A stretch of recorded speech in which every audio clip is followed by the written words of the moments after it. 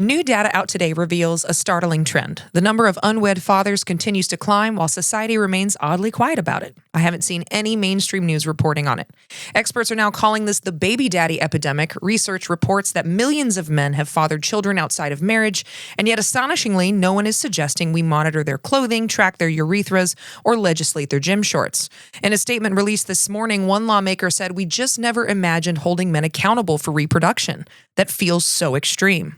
Public health officials, however, are sounding the alarm. They recommend that all male citizens over the age of 13 be issued a purity ring, for real this time, a pamphlet titled Your Sperm, Your Responsibility, and a mandatory class called Abstinence Only for Dudes, Just Say No, Bro, is also under consideration. The myth of the welfare queen is officially out of date, but new data shows we should have been calling it the welfare king. He has 3 kids in 2 states, no current address, and an impressive talent for dodging child support. When asked how he survives, he responded, "The Lord provides, and I borrow money from my ex." Shockingly, there's been no primetime outrage about his spending habits, his morality, or his poor life choices. In response, policy analysts are proposing a new accountability initiative called SNAP for Men, Supplemental Negligence Accountability Program. Under SNAP for Men, any guy who fathers a child will receive a monthly reminder that says, "Hey man, those are your kids. Diapers don't pay for themselves." If he fails to chip in, he'll be automatically enrolled in a workfare program where he spends weekends doing what single moms have done for decades, working, parenting, and filling out government forms while being judged at the grocery store. Economists note that this could save the country billions simply by shifting the revolutionary idea that fathers are also parents. In justice news, this radical new policy is shaking the legal system. For the first time in history, we are experimenting with questioning men about their behavior in sexual assault cases. A reporter live from the courthouse reported that prosecutors asked questions like, "Why did you think you were entitled to sex? How much had you been drinking? What were you wearing when you decided not to hear the word no? Why were you alone with someone who clearly did not want to have sex with you?" Observers say the man appears confused. He's reportedly never had to explain his own actions before. Defense attorneys attempted to object, claiming such questions were irrelevant and unfairly prejudicial against men just doing what men do, because boys will be boys, am I right? The judge responded, "Sir, that's literally the point." Legal analysts are calling this a groundbreaking experiment in treating men as moral agents rather than natural disasters who just happen to women. We'll continue to follow this developing story as men across the country slowly realize that boys will be boys is not, in fact, a legal defense. And of course, I made all of that up. But doesn't the double standard, the control, and the manipulation of the narrative towards women's sexuality and unwed mothers become glaringly obvious when I reverse the roles in the rhetoric? All I did was take all the things people say about women and single mothers, and I made it a guy. A world where unwed mothers are a crisis, but unwed fathers are just not ready. Where we interrogate women about their assault, but never ask men why they committed one. Where a woman buying groceries on SNAP is a national scandal, but the man who fathered the child dodging child support is just going through a phase. Where we tell her to keep her legs closed and somehow never finish that sentence with, "He should have kept it in his pants." This double standard is glaring, and unfortunately, it's been around for a very long time. It's been allowed for the denial of women's rights, forced lobotomies, incarceration in asylums if women like sex or don't like sex. But our focus today is the double standard that led to Ireland's Magdalene Laundries and the United States Home for Wayward Girls, aka the Home for Wayward Mothers, that are not only still in operation, but have participated in abuse, coercion, forced labor, legal violations, and the trafficking of children and infants. There's one open and active on Liberty University, my alma mater's campus. We'll talk about that today. There was a time not very long ago when if a girl got pregnant outside of marriage, she didn't just bring shame on the family. She would vanish. In Ireland, they called them the Magdalene Laundries, religious-run institutions where fallen women, quotation marks around that, were locked away, stripped of their names, and forced into unpaid labor in sweltering commercial laundries. In the United States, we built our own version, maternity homes and homes for unwed mothers, that promised refuge but too often delivered coercion, forced adoption, and a lifetime of secrecy. Families, churches, social workers, and the state all colluded in the same lie that hiding these women was some kind of help, and religious institutions and the state profited from these institutions. The adult men impregnating children faced no consequences. If it was someone age appropriate, they might have gotten a firm talking to before being sent back to class, while the girl was expelled. Behind those walls, girls and women were shamed for their pregnancies, pressured to give up their babies, told that their bodies and their choices were evidence of their own moral failure, while the man who helped create those pregnancies walked away untouched. Even in cases of known sexual assault, even if it was a child, the child or the woman was blamed for, quote, moral perversion. In this episode, we're going to drag these stories back into the light, how the Magdalene Laundries came to exist, how homes for unwed mothers spread across the U.S., what really happened inside them, and how the legacy of that abuse still shapes the way we talk about women, sex, and respectability today on Flipping Tables.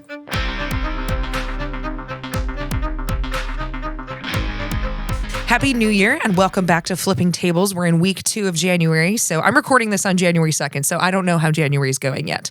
My name is Monty. You might know me from Instagram, where I talk about leaving alt-right Christian nationalism, and now I teach about it and break it down with my own journey and what I've learned along the way. I love sharing my journey, and learning to be critical and ask questions is how this podcast started. This is truly about flipping tables. It's based on my favorite story about Jesus in the temple, flipping tables, but it's really about finding the truth. What is narrative versus what's actual history? Here on the Coven of Curiosity, it's all about learning, asking questions, sitting with uncomfortable history, and hopefully becoming more compassionate and loving people in the process. Just a few announcements before I get started today. I know last week we had Tad Sturmer's episode. I didn't want to do announcements before his interview, so I'm going to do them today.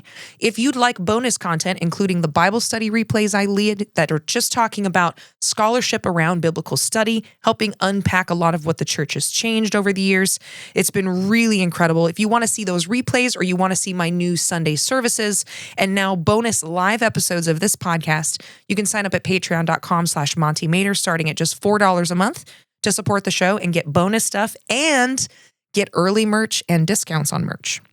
I finally found some designers that I love that are making all of that as I speak, with some funny jokes from podcasts as well as things I've said online, and just some fun protest merch as well, because we're going to be in for it this year. Podcast wise, we do have a change of release schedule that you might have noticed with how my weeks were falling and the recording schedule. I'm going to be moving Flipping Tables to release to Mondays at 10 a.m. Central. And my second podcast for you true crime and paranormal people, Highway to Hell, will be releasing Tuesdays at midnight. With everything going on in the world now, Highway to Hell is weirdly how I'm decompressing. But just with my work week, it made more sense to release the podcasts earlier in the week and record later in the week. There will also be new music coming from myself and my band this April. So if you're not on my mailing list, you can go to my contact page at montymader.com and sign up. I do special write-ups. I do calls to action, but that's where a lot of the announcements are going to be for the book release as well as the album release. And it's hard rock and heavy metal. So if that's not your style, I don't take that personally. Stay tuned to the end of today's episodes for a real story from one of our listeners. I've been wanting to start that for a while now, sharing people's experiences with topics that we talk about. Thank you for supporting the very newly established Studio M Productions. Let's dive in. So this podcast was inspired by a book that I read on Christmas Eve. And when I say I read it on Christmas Eve, I read all of it on Christmas Eve. And the book is called Witchcraft for Wayward Girls. It's by an author named Grady Hendrix, who I didn't realize was a man until I read the introduction.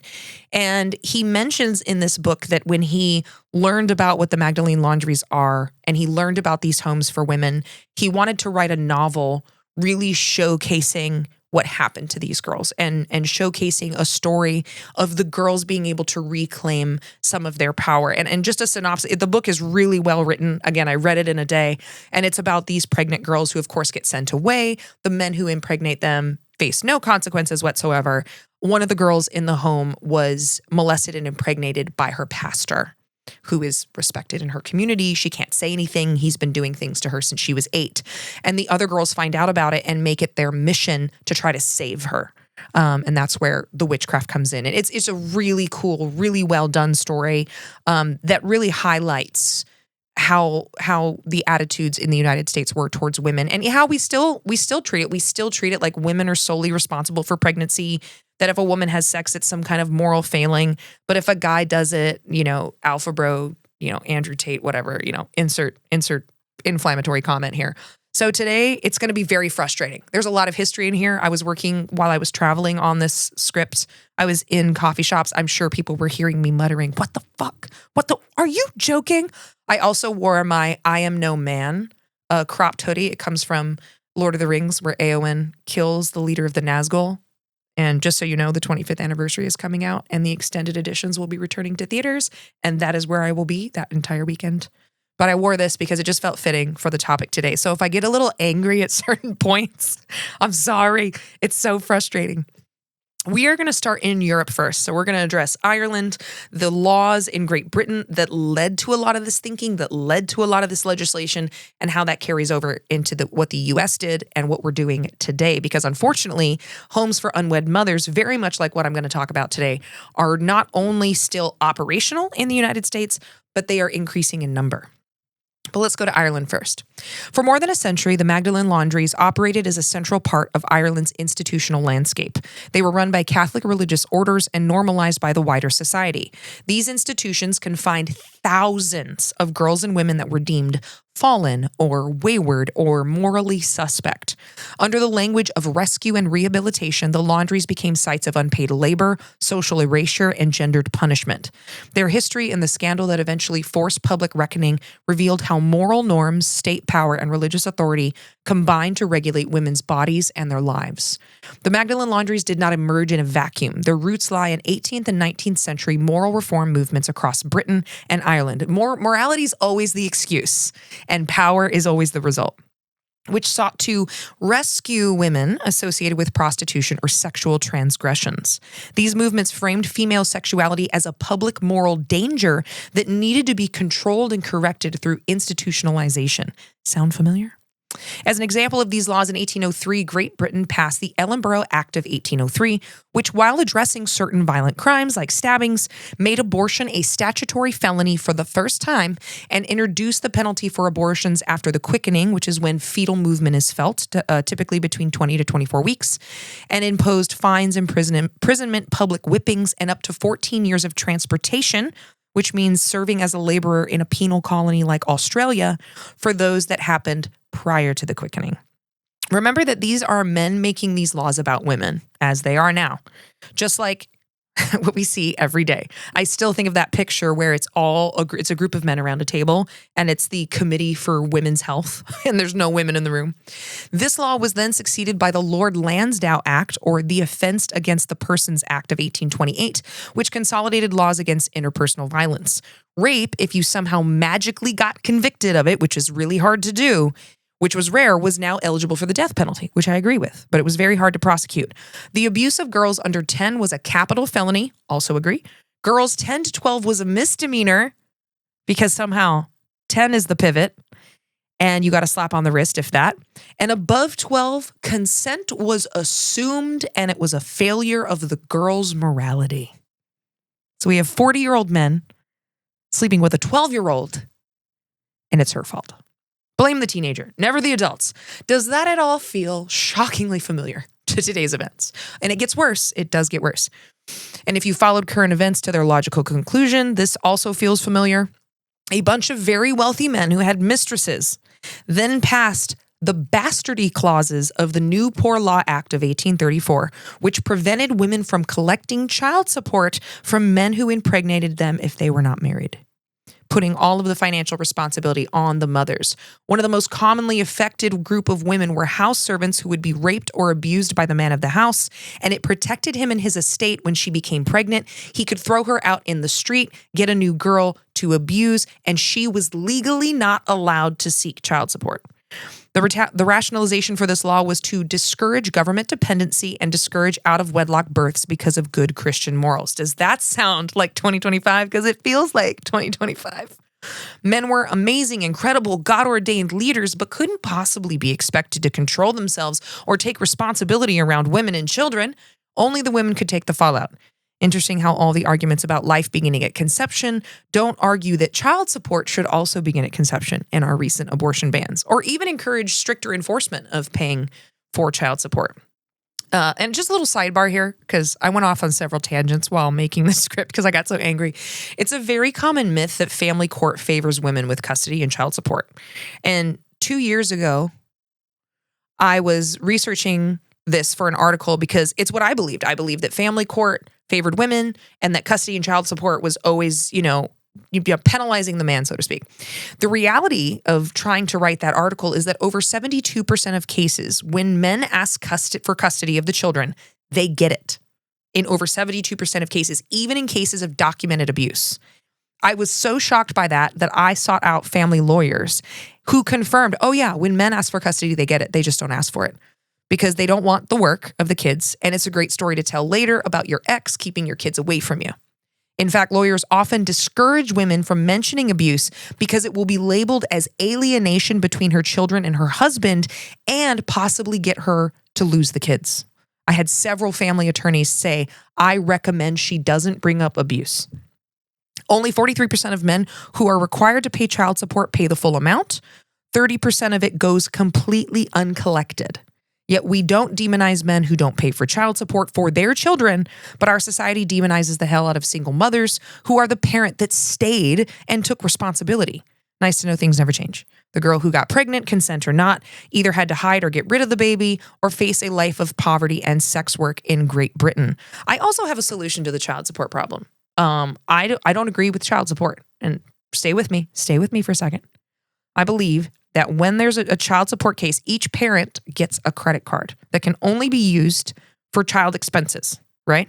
And it goes into a database. So if someone's alleged to have spent money they shouldn't using that card, it immediately can get reviewed. You can get fined for misusing the card. We can create that later.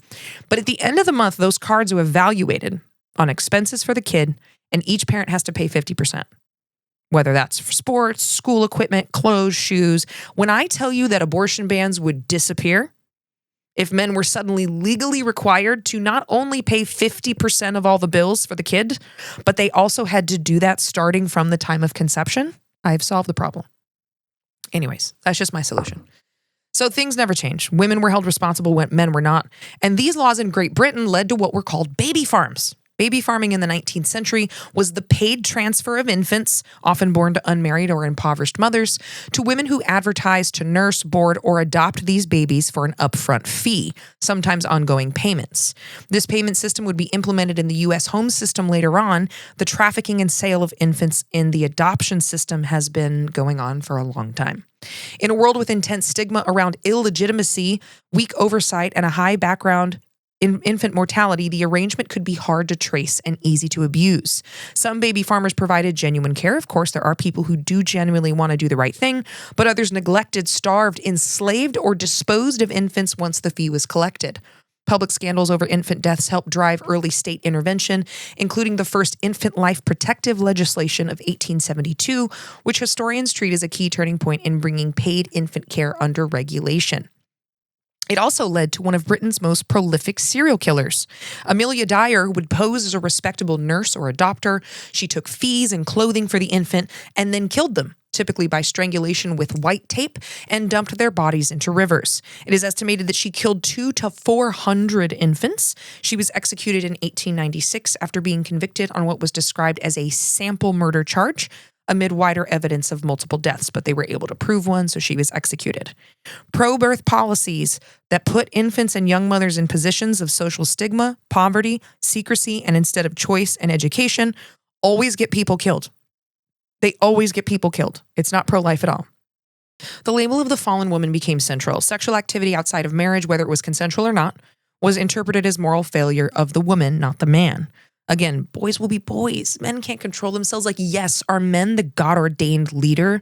Absolutely. But you can't possibly expect them to lead themselves. Preposterous. In this worldview, a single sexual act or pregnancy could permanently mark a woman as disgraced forever. Magdalene asylums presented themselves as refuges where such women could repent, live lives of piety, but their internal regimes of discipline, silence, and labor reflected a punitive understanding of what the word rescue means. The name Magdalene itself was symbolic. Mary Magdalene was long misrepresented in Christian tradition as a former prostitute who repented and followed Jesus, even though, let's do a little Bible right now, the New Testament never describes her that way. That did not happen until she was labeled a prostitute in 591 AD by Pope Gregory the Great, who wanted to discredit Mary's life and ministry. She was not only a disciple of Jesus, described in Luke 8, but in all of the resurrection accounts in the gospel, which vary and contradict each other in a lot of ways, she is the only constant, and she was often called the apostle to the apostles. After Christianity became an imperial religion and started imposing Roman patriarchal standards, the church strayed from early church practices of having women apostles, teachers, church planners, and deacons, like Phoebe, mentioned in Romans 16 by Paul. Pope Gregory was able to discredit her ministry because of sex. Because, ew, if women do it, gross. And by the time it made it to the Laundries, this constructed the image of a sexually sinful woman redeemed through penitence, became a template for the institution's mission. As historian Francis Finnegan has shown, the 19th century Irish Magdalene asylums were closely tied to concerns about prostitution, public order, and, quote, contagion, because women's sexuality, it's dangerous for all of us. And they were run primarily by congregations such as the Sisters of the Good Shepherd. From the beginning, these institutions linked moral correction with manual labor. This is a very common thing we see in evangelicalism throughout history. Is work is equated to righteousness, value, repentance. Suffering is equated with repentance. Laundry, sewing, and other tasks were framed as both practical training and penitent exercises. Over time, the laundries developed commercial contracts with outside clients. This labor became economically significant for religious institutions as well as the state, foreshadowing the later exploitation that would be seen in 20th century Ireland. By the early 20th century, the Magdalene Laundries in Ireland had become part of a wider network of religious institutions that included industrial schools, reformatories, and mother and baby homes. These institutions collectively formed what scholar James M. Smith calls the nation's, quote, architecture of containment, a system for dealing with those seen as socially problematic, unmarried mothers, poor children, people with disabilities, and others. If I can't see it, well, then there's no problem. Following Irish independence in 1922, the new state relied heavily on Catholic religious orders to provide education, healthcare, and social welfare. Limited state capacity and deep reverence to the church meant that religious congregations were effectively delegated authority over vulnerable and marginalized populations, really without any oversight. The Magdalene Laundries in the Irish Free State and later the Republic of Ireland were run by four main orders: the Sisters of Mercy, the Sisters of Our Lady of Charity of Refuge, the Sisters of Charity, and the Good Shepherd Sisters. In 2013, an interdepartmental committee report chaired by Senator Martin McAleese identified 10 Catholic Magdalene Laundries that operated between 1922 and 1996. Although often defended as homes for penitents, again, having sex outside of wedlock, men faced no such scrutiny, no such consequence. The Irish laundries became a catch-all institution for women and girls who, in the eyes of their families or clergy or officials, had crossed some moral or social boundary. Many of these women were not even pregnant. Many of them were virgins. I'll get into that later. Some of them had done absolutely nothing wrong and were just sent there. Residents were sent to laundries for pregnancy outside of marriage was a cause, real or alleged sexual activity. So even if someone thought you did something because you flirted with somebody, you were sent to a laundry. If they were a victim of sexual assault, they were sent. Perceived flirtatiousness. If the person was homeless, if they committed a petty offense like stealing food because they're homeless, or simply because these are my favorites, being too difficult, right? We've heard that one. Or a very common one, being too pretty. Well, clearly you're going to sexually sin. Look at how pretty you are. We're going to lock you away. Insane. Questions of voluntariness are central to the later scandal. The laundries were long described as a voluntary refuge, but the McAleese report and the human rights assessment by the Irish Human Rights Commission demonstrated multiple routes of coercion, referral by the courts and probation officers, transfers from industrial schools and mother and baby homes, and intense pressure, often very similar to being committed from families and clergy. Within the laundries, daily life was organized around work, prayer, and strict discipline. The defining feature was laundry labor, washing, scrubbing, mangling, ironing, and folding commercial loads for hospitals, hotels, religious houses, and private clients.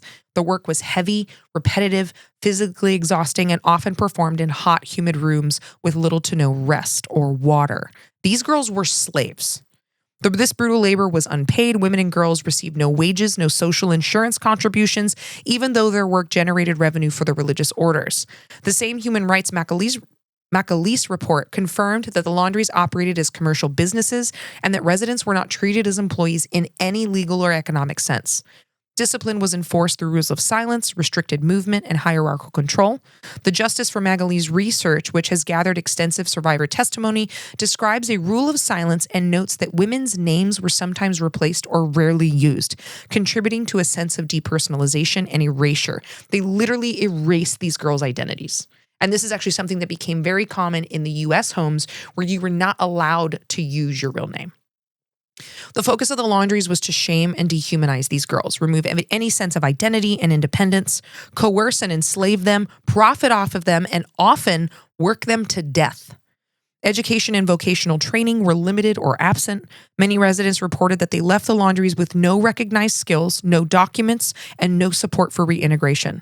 Survivors interviewed in the documentary that would really blow this up, Sex in a Cold Climate, that was released in 1998, recalls days that were almost entirely consumed by work, with little or nothing resembling any kind of therapeutic or rehabilitative care.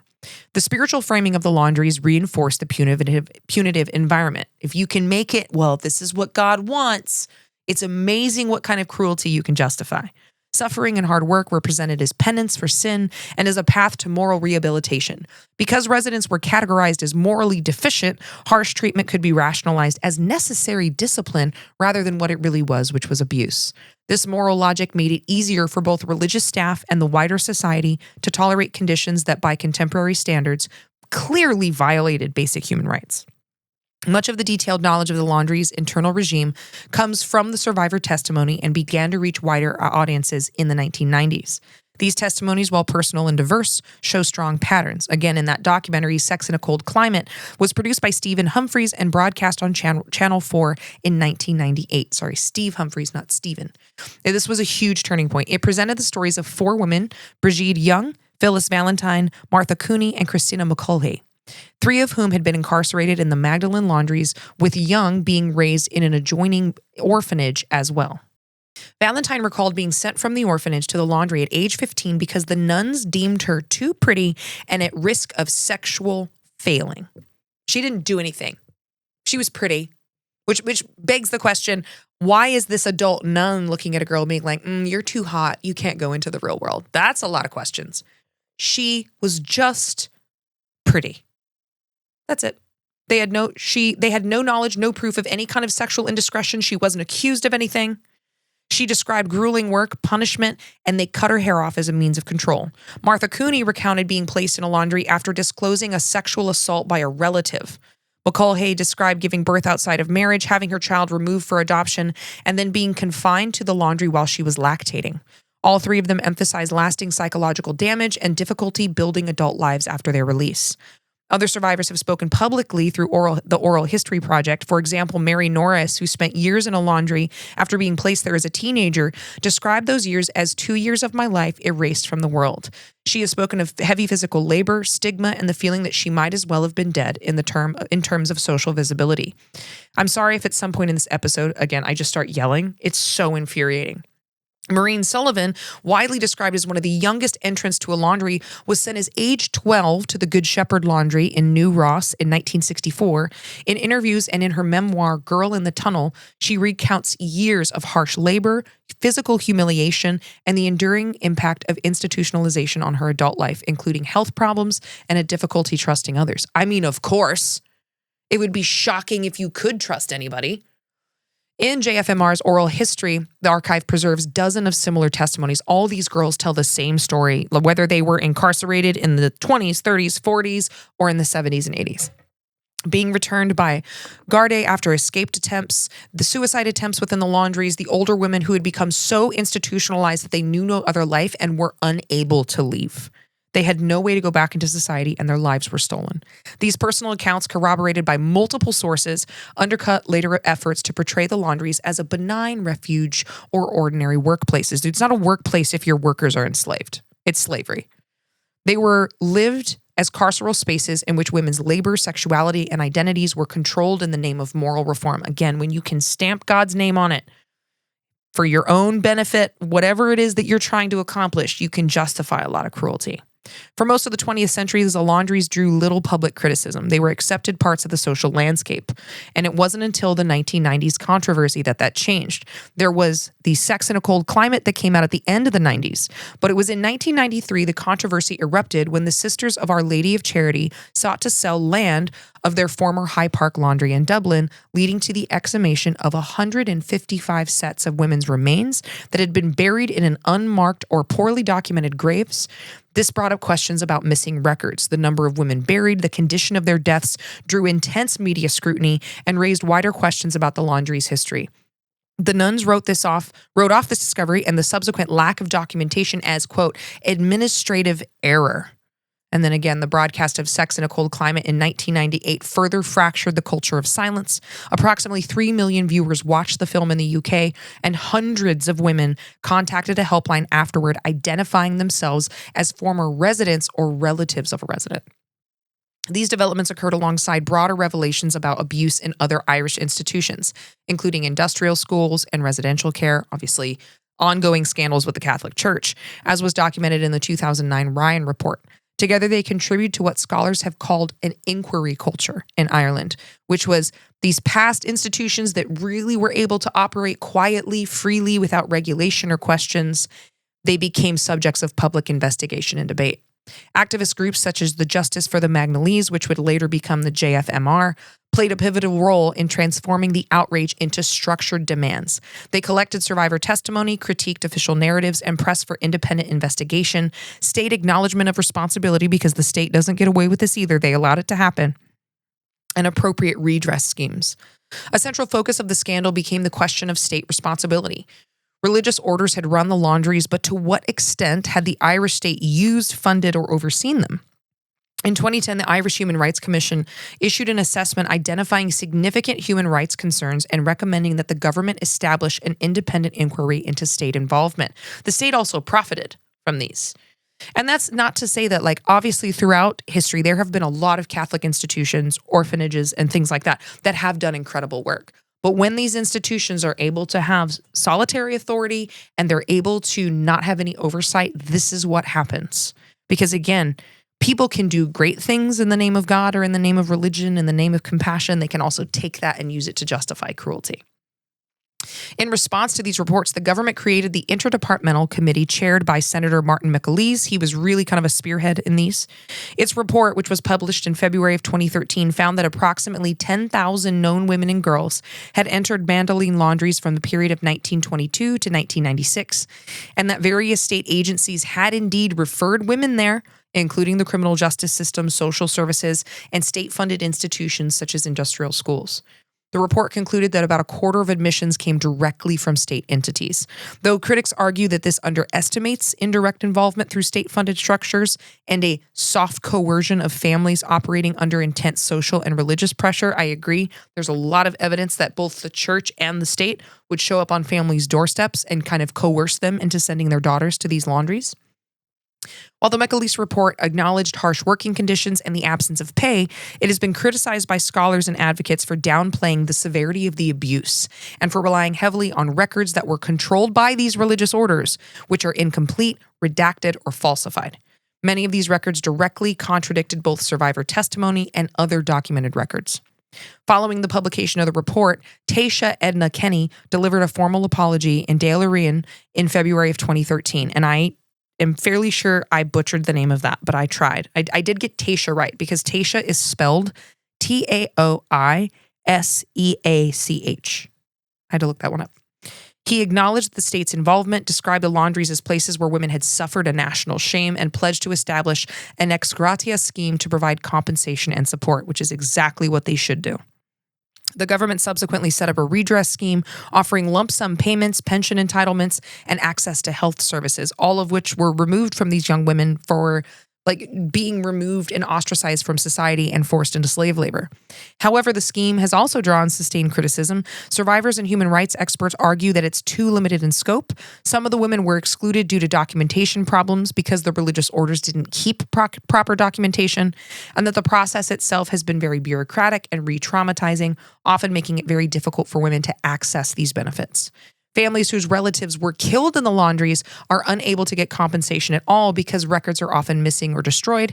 The Irishman Ombudsman 2017 report, Opportunity Lost, concluded that the scheme had failed many applicants and recommended it be reformed.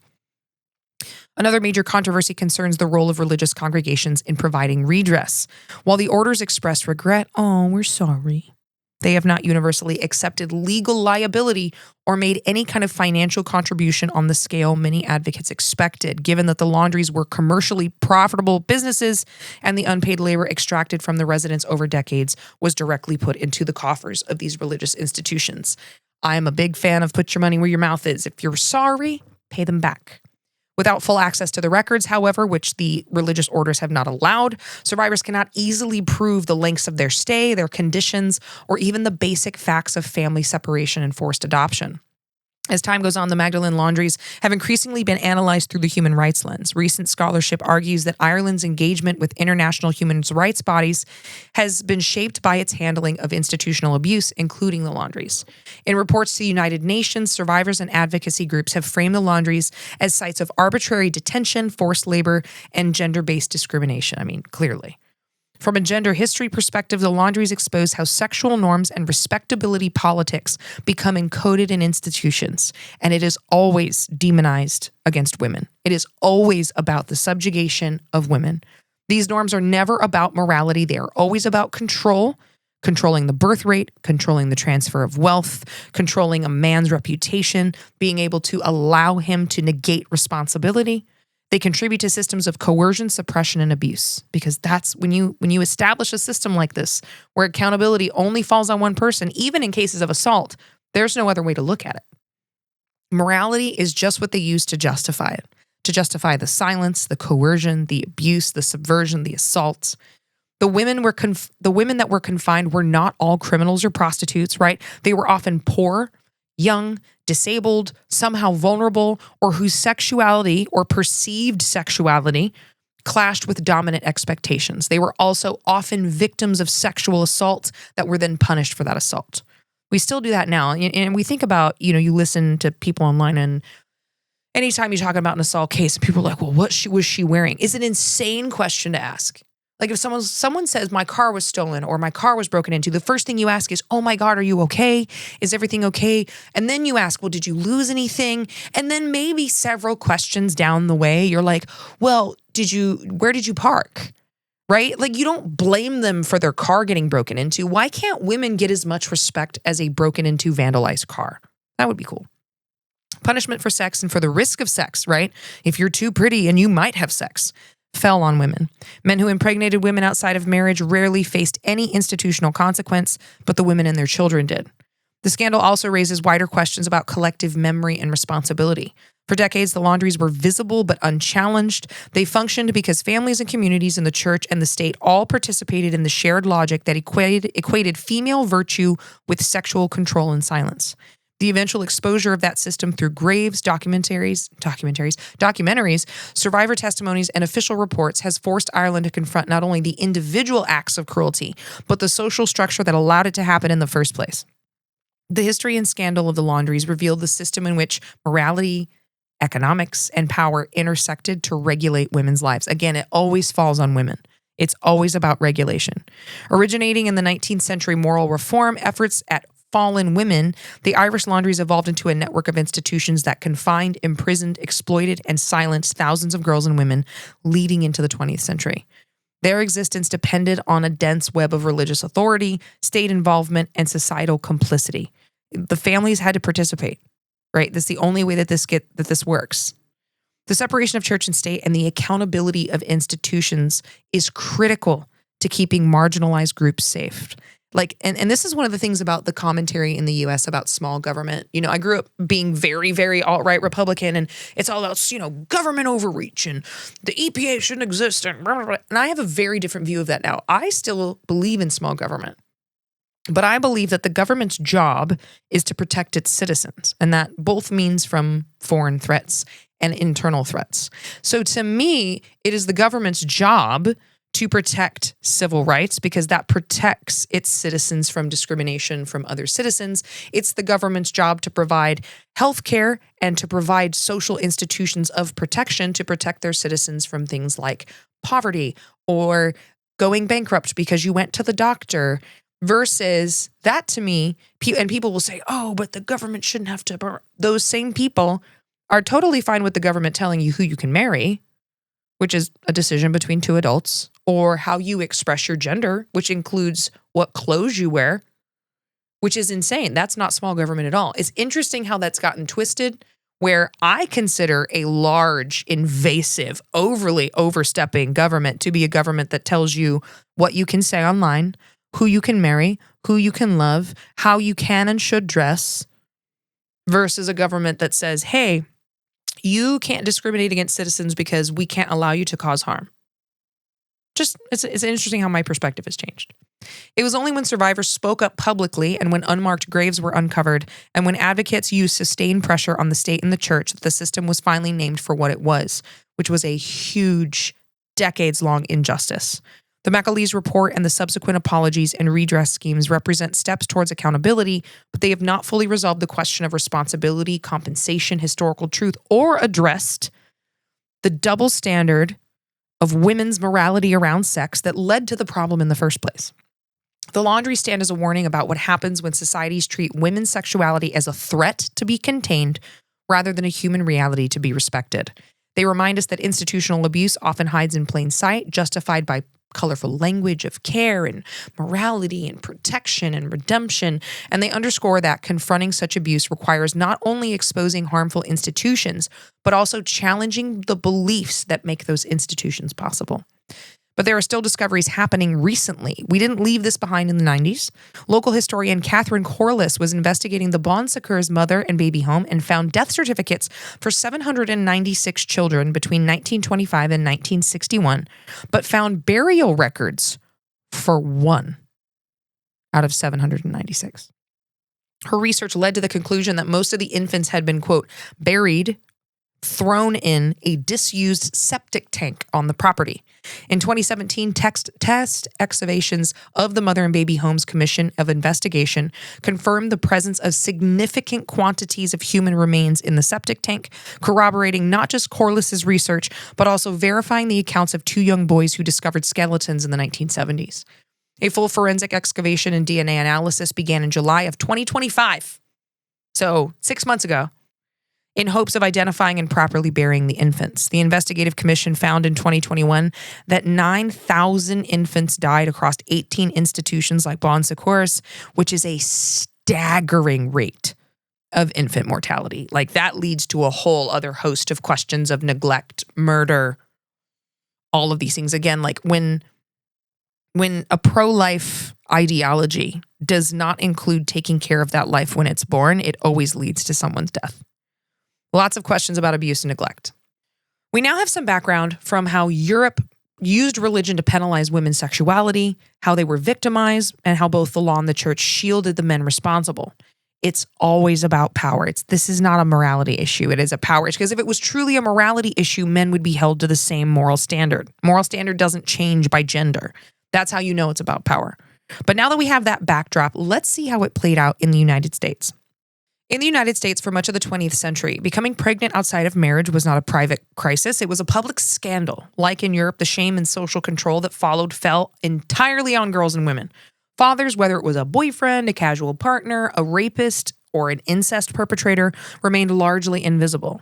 I'm beginning to believe that men really do know that the real leaders are women, and that's why they expect women to do all the leading and take all the responsibility. Because you can't have both. You can't say, we're the leaders, but we absolutely can't control ourselves, and you have to lead and take responsibility for everything I do. It can't be both. So either men are good leaders, and they need to be responsible for themselves and take ownership and responsibility, or if women are taking all the ownership and leadership and responsibility, we then all agree that women are the better leaders.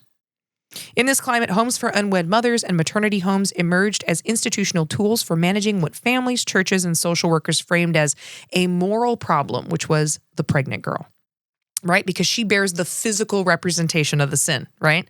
He can stick it back in his pants and pretend it didn't happen. She can't do that. From the first rescue homes of the late 19th century to the highly organized maternity home network of the mid-20th century, these institutions were shaped by a double standard. Many of these homes are in operation, and in the wake of abortion bans, more of them are opening up. An estimated 350 to 450 of these programs still exist in the United States, though they're branded a little bit differently than they were in the 60s and 70s. Respectability.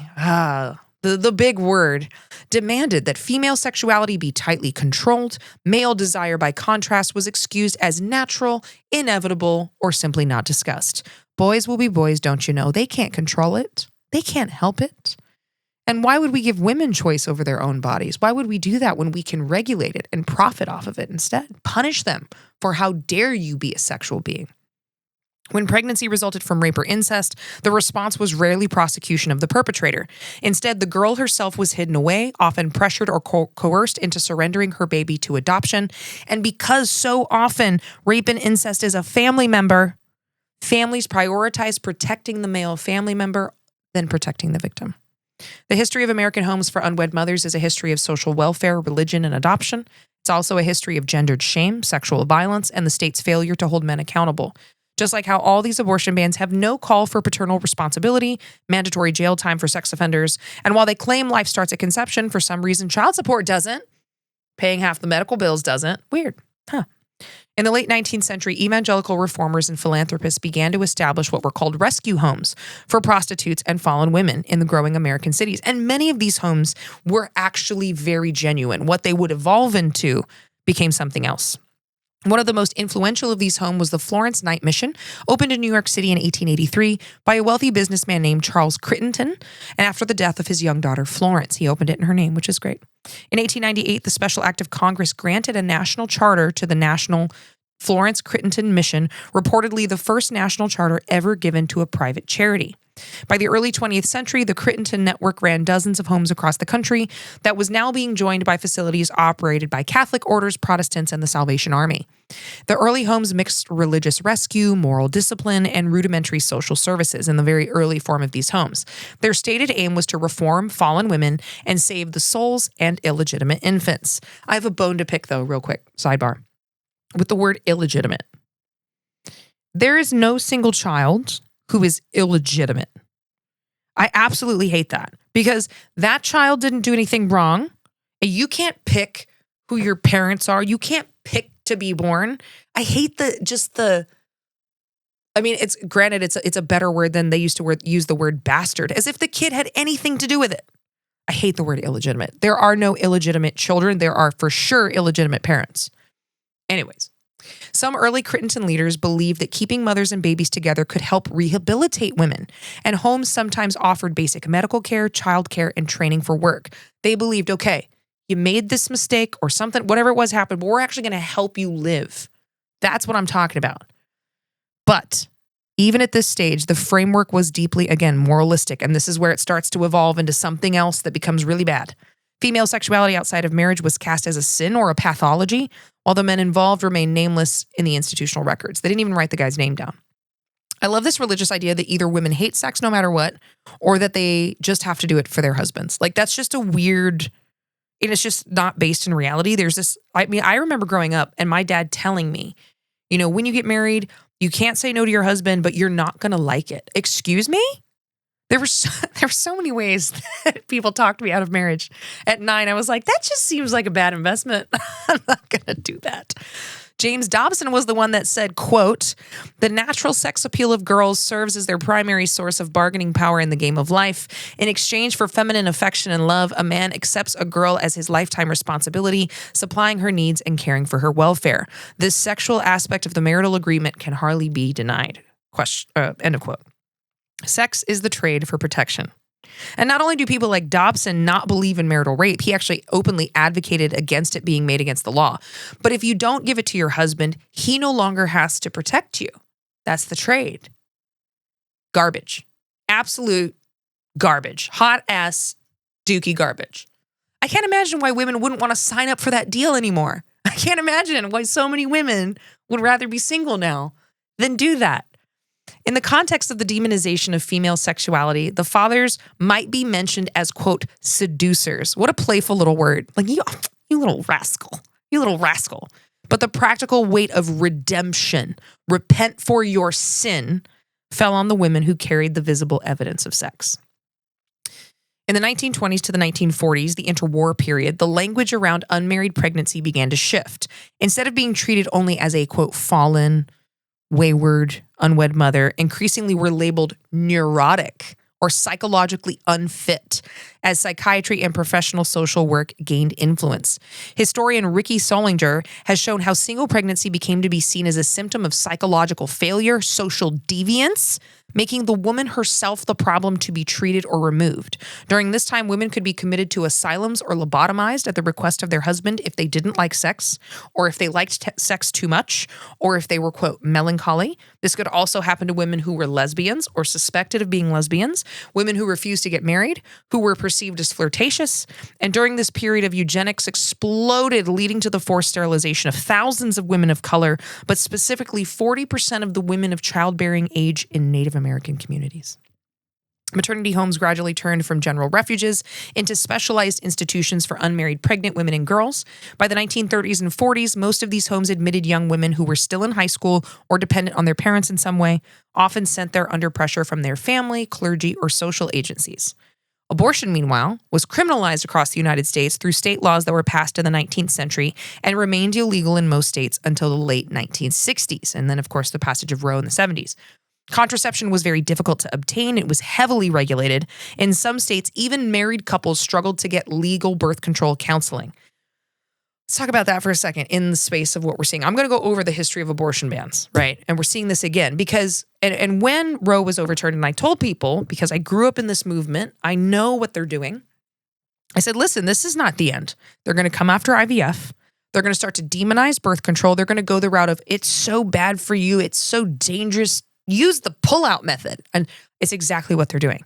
Demonizing it, convincing women. Because the thing is that if you get pregnant in this movement, you're stuck. If you're in a banned state, you're stuck. And they know that the younger they can impregnate women, the younger they can make them more financially dependent on men. It's harder to leave. It also sets women up to experience elder poverty. So in this time frame, the same irrational thing is happening that we see now, where the pro-life, anti-abortion argument is saying, well, you know, life begins at conception. You shouldn't be able to terminate a pregnancy. But they're also saying you shouldn't have open access to birth control. In Tennessee, there's been multiple bills that have been tried to be brought to the floor that make IUDs illegal, right? So like that's another symptom, if you will, of like, this is about power. Because if it's really just about the pregnancy, not only would you be voting for social programs to make sure those kids are taken care of, that they have a chance at life, but you would also be like, birth control for everyone, because humans are going to have sex. That is just the way it works. That is reality. And we have to make laws grounded in reality, not grounded in some kind of religious utopia that has never existed.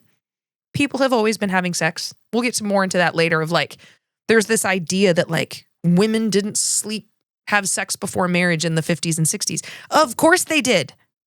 Of course they did. They just, unless you got pregnant, you were just better at hiding it. And of course, men have never had to hide it ever. But let's talk about abortion bans in the U.S. in the 1800s. When the American Medical Association was founded in 1847, it was composed of all white male physicians. Of course it was. In the mid-19th century, doctors in the AMA began to organize against abortion, even though abortions before the quickening, again, when that fetal movement is felt, was widely practiced and not criminalized. Physicians launched campaigns to change public and legal views on the practice. This is a copy and paste of what happened in those early 1800s British laws. Because when you control birth, you control the opportunities and social and wealth resources of women. You also control the inheritance of wealth. Prior to this, in the United States, abortion was considered like an unfortunate but necessary decision that women had to make sometimes. Like if you already had multiple kids, your husband passes away, you're pregnant. It was a private matter that women and their families were allowed to decide.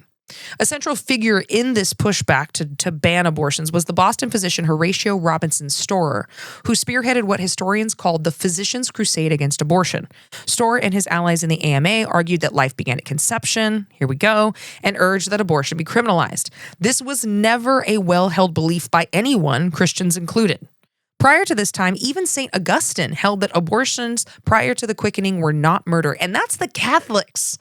That's St. Augustine. That wouldn't change until the 1860s for Catholics, where they would go back to conception. In 1859, the AMA adopted Storer's report on criminal abortion as official policy and began lobbying state legislatures to outlaw abortion. We've been through what's happening now happened in the 1800s, okay? Abortion was legal. A bunch of white guys said no, shouldn't be legal. They started lobbying with state legislators that eventually led to a national ban. As a result of this campaign, over 40 anti-abortion statutes were enacted between 1860 and 1880, making abortion illegal in most states except under very limited exceptions.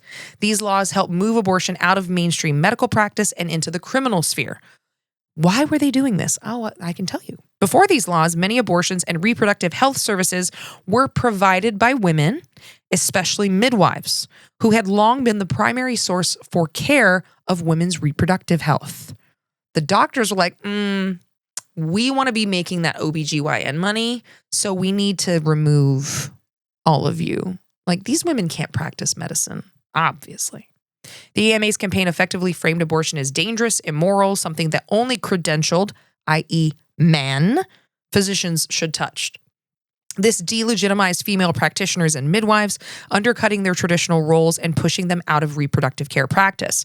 Midwives, who, if you remember, had also been the primary target of European witch trials, were increasingly labeled as unscientific, untrustworthy, and outside professional medical establishment. That's one of the good things I do see happening more so in modern culture is people are working with doulas and midwives again, which I think is smart.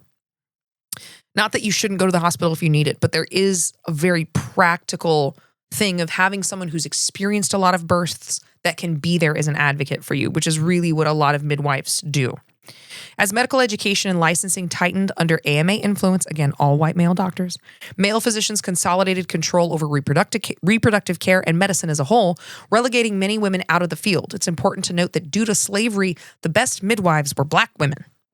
Can't have that when white men can make money off of it. And then they get the added bonus of controlling and penalizing women. These developments occurred alongside a broader effort by the emerging medical profession to professionalize and standardize their practice, a movement exemplified later by the efforts like the Flexner Report. But it was deeply intertwined with gender bias. Rejecting female-dominated reproductive care not only reinforced male authority in medicine, but it also reshaped who controlled women's health, right? Women used to be the dominant control in women's health, and men wanted to take it over. So let me summarize that. Late 1800s, the male-dominated AMA actively lobbies for the criminalization of abortion as part of a broader drive to professionalize and control medical practice. They also really did not want women practicing medicine. They wanted to make money off of OBGYN and maternal care. I didn't realize that making America great that we're experiencing right now meant launching us back into the 1800s. This campaign helped push abortion, previously considered a private choice that was unfortunate but necessary, out of women's hands into a male-governed, legally restricted medical sphere, a shift that marginalized women practitioners and midwives who had previously been central to reproductive care. What scares me about these bans, because if we look at the timeline where this happened in the 1800s and then it took so long to fix it, what scares me about the bans right now is it going to take us another 100 years to reverse it again? Montana proposed this last year in Bill HB 609 to criminalize traveling out of state for abortion, a violation of interstate travel laws, right? And the same people that were like, it's about states' rights. Okay, well then she should be able to go to a state that's legal, right? Question mark? Oh, it's not about states' rights. Local municipalities in Texas have considered travel ban ordinances that would make it illegal to use their local roads to travel out of state for an abortion. Again, violation of travel law. That's like... I don't even know how you would enforce that. Idaho enacted a law that is facing legal challenges that prevented minors from traveling out of state for an abortion without parental consent. Now, a few of you may be saying, well, I mean, with Idaho, I get that. And I understand why you feel that way. But I'd like to remind you that the most common sex offender in the U.S. is biological fathers. The most common sex offender when it comes to children is biological fathers. So what is a teen girl experiencing abuse supposed to do? Like, we have to answer these questions. We have to face these questions. Other teen girls face homelessness or abuse if their parents found out they were pregnant. Just something to think about. A lot of people, unfortunately, are not good or safe parents. In the wake of legal maneuvering from the male-run American Medical Association causing abortion to be banned in the U.S., this meant that a young woman who became pregnant, whether through consensual sex, coercion, or assault, had very few legal options. Families who wanted to avoid scandal could send her away to a home where, out of sight, they could pretend she didn't exist. She could carry the pregnancy to term, get rid of the baby. It never happened. She was staying, taking care of an aunt who had cancer. The men involved, by contrast, rarely faced any legal or social consequences, maybe got a firm talking to, maybe got a side eye from mom. Even when adult men impregnated minors, families often prioritized silence and reputation over police involvement. Studies of mid-century adolescent sexuality in the Midwest found that girls pregnant from rape or incest were treated as promiscuous and sent away, rather than seen as victims entitled to legal recourse. I'll say that again. So the teens that were pregnated from rape or incest were treated as promiscuous and sent away, rather than seen as victims entitled to legal recourse. The same attitude we see in the bans that do not allow for the exceptions to rape and incest. The idea that, like, if you are someone who values justice, there is no way you can look at a child who has been raped and say, yep, you should have to carry it to term. The underlying idea of people who oppose those exceptions is not the value of life, like we've seen that in their voting records, right? They don't want to feed kids at schools. But the idea is that she some way deserved it. There's a part of you that believes she isn't a victim in order for you to take that stance. Because if you saw her as a victim, you would not want her to suffer further victimization. From 1945 to 1973, the period between the end of World War II and the Supreme Court's Roe versus Wade decision is often called the baby scoop era. Historians estimate from 1940 to 1970, up to 4 million mothers in the United States surrendered newborns to adoption, with roughly 2 million placements in the 1960s alone. Can we just talk about the good old days, right? People look back and no, people were always having sex. Always. There's a reason, like, they were always doing it. And if you didn't get pregnant, you just hid it better. And now we can actually talk about it. And because we can talk about it, we can teach people how to be safe. We can be smart about it. We can learn. These were just really taboo circumstances. And when you create these taboo circumstances, you also create systems of abuse that we're going to see here in a minute. During these decades, non-relative adoptions rose from about 33,800 in 1951 to a peak of roughly 89,200 in 1970. Again, these are non-relative adoptions. Many of these babies were born or processed through homes for unwed mothers. The Washington Post, drawing on Ann Fessler's research, reported that an estimated 1.5 million unwed mothers were hidden in maternity homes and pressured or completely coerced into surrendering their babies the 2 decades before Roe. And the Witchcraft for Wayward Girls takes place in the late 60s, early 70s. By the 1950s, the maternity home system had become a nationwide network. Florence Crittenton homes, Salvation Army facilities, Catholic and Protestant maternity homes, and independent institutions operated more than 200 residential homes in 44 states, housing roughly 25,000 young women per year and turning away thousands more. Also, need to note that the houses served white girls for the most part, often middle-class girls, upper-class girls, and young women whose pregnancies their families saw as a threat to their social status. Historian Solinger and others have shown that Black women's pregnancies were treated very differently. Maternity homes were largely segregated, and unmarried Black mothers were often presumed, quote, naturally promiscuous, right? Got to throw some racism in there. Not our perfect white daughter. She couldn't have hormones and sexuality, the filth. Black women were also assumed to be more naturally maternal, expected to keep their children, versus white women were expected, required, and coerced to not keep their children, and that Black women were going to rely on extended family rather than adoption. Race, class, and respectability politics thus intersected strongly with gendered shame. For many girls, the first experience of institutionalization began at a home. Parents frequently reacted to a daughter's pregnancy with shock, anger, humiliation, abuse. In oral histories collected by Fessler, women described being treated as if they had committed a crime, or worse, brought dishonor on the entire family. And I've shared this before, but pregnancy, sex, all of that was so demonized in my growing up years that I remember, and every single girl I know that I grew up with, or other girls I met that grew up similar that deconstructed, we have all said, I would rather tell my parents I murdered someone than got pregnant. That is how harsh the stigma was.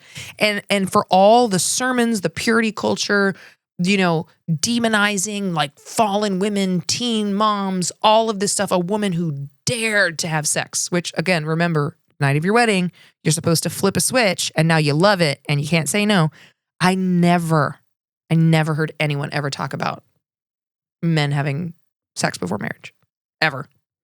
There's just never a conversation. Meanwhile, I would have pregnancy nightmares. I was so terrified that I would get assaulted and get pregnant And it would be my fault that I would have a nightmare starting when I was 12 about it. I would rather tell my dad I killed someone. That is how serious this was and is in a lot of families still, unfortunately. One woman in particular remembered her mother wordlessly packing her suitcase and sending her alone on a plane to an out-of-state maternity home while friends were told she was visiting an aunt for the school year. Another recalled being posed in a cap and gown to fake graduation photos so neighbors would never suspect that she had spent those months pregnant. In a home, fathers of the babies, however, continued school, military service. They went to work completely uninterrupted. It did not change their lives at all. No change to their lives. Karen Wilson Butterbaugh, I think it's Butterbaugh. It might be Buterbaugh, but I'm going to say Butterbaugh because that just makes me happy.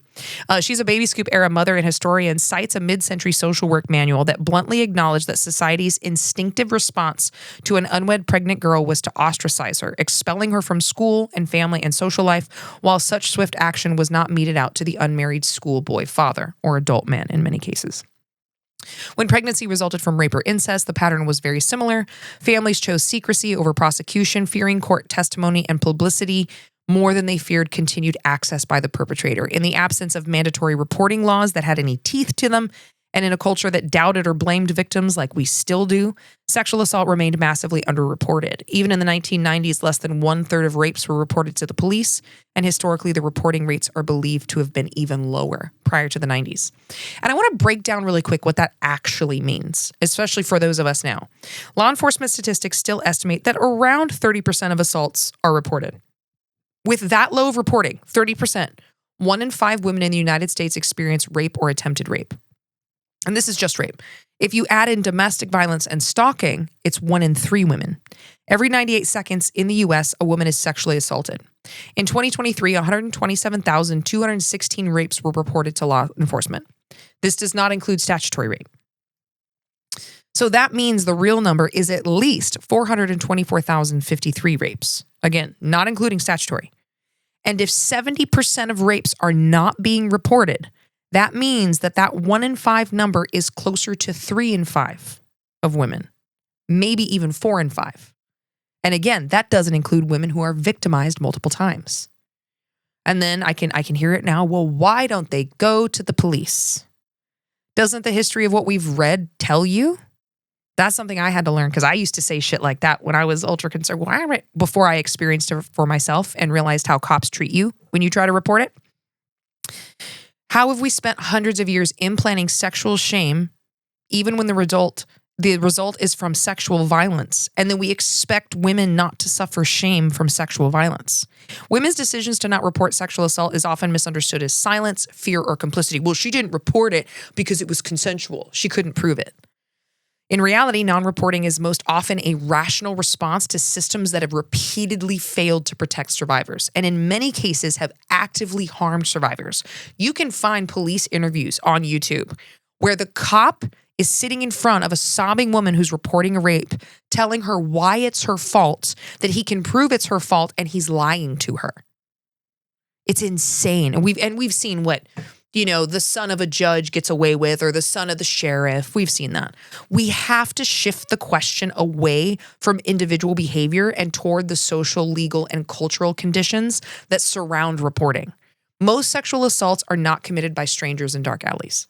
And this was something I had to learn this year. I would find myself, and obviously the social media algorithm is a nightmare, but I would find myself with men I knew and men I considered to be good people that had this belief that rape is rare. And I was like, why? Why do they think that? And so I started to ask men, what is rape? How does rape occur? I started asking the questions, and what I realized was there is a large group of men where their definition of rape is that a stranger jumps out of the bushes and attacks you. And that is the only definition of rape they have. Sexual assaults by strangers are extremely rare. Extremely rare.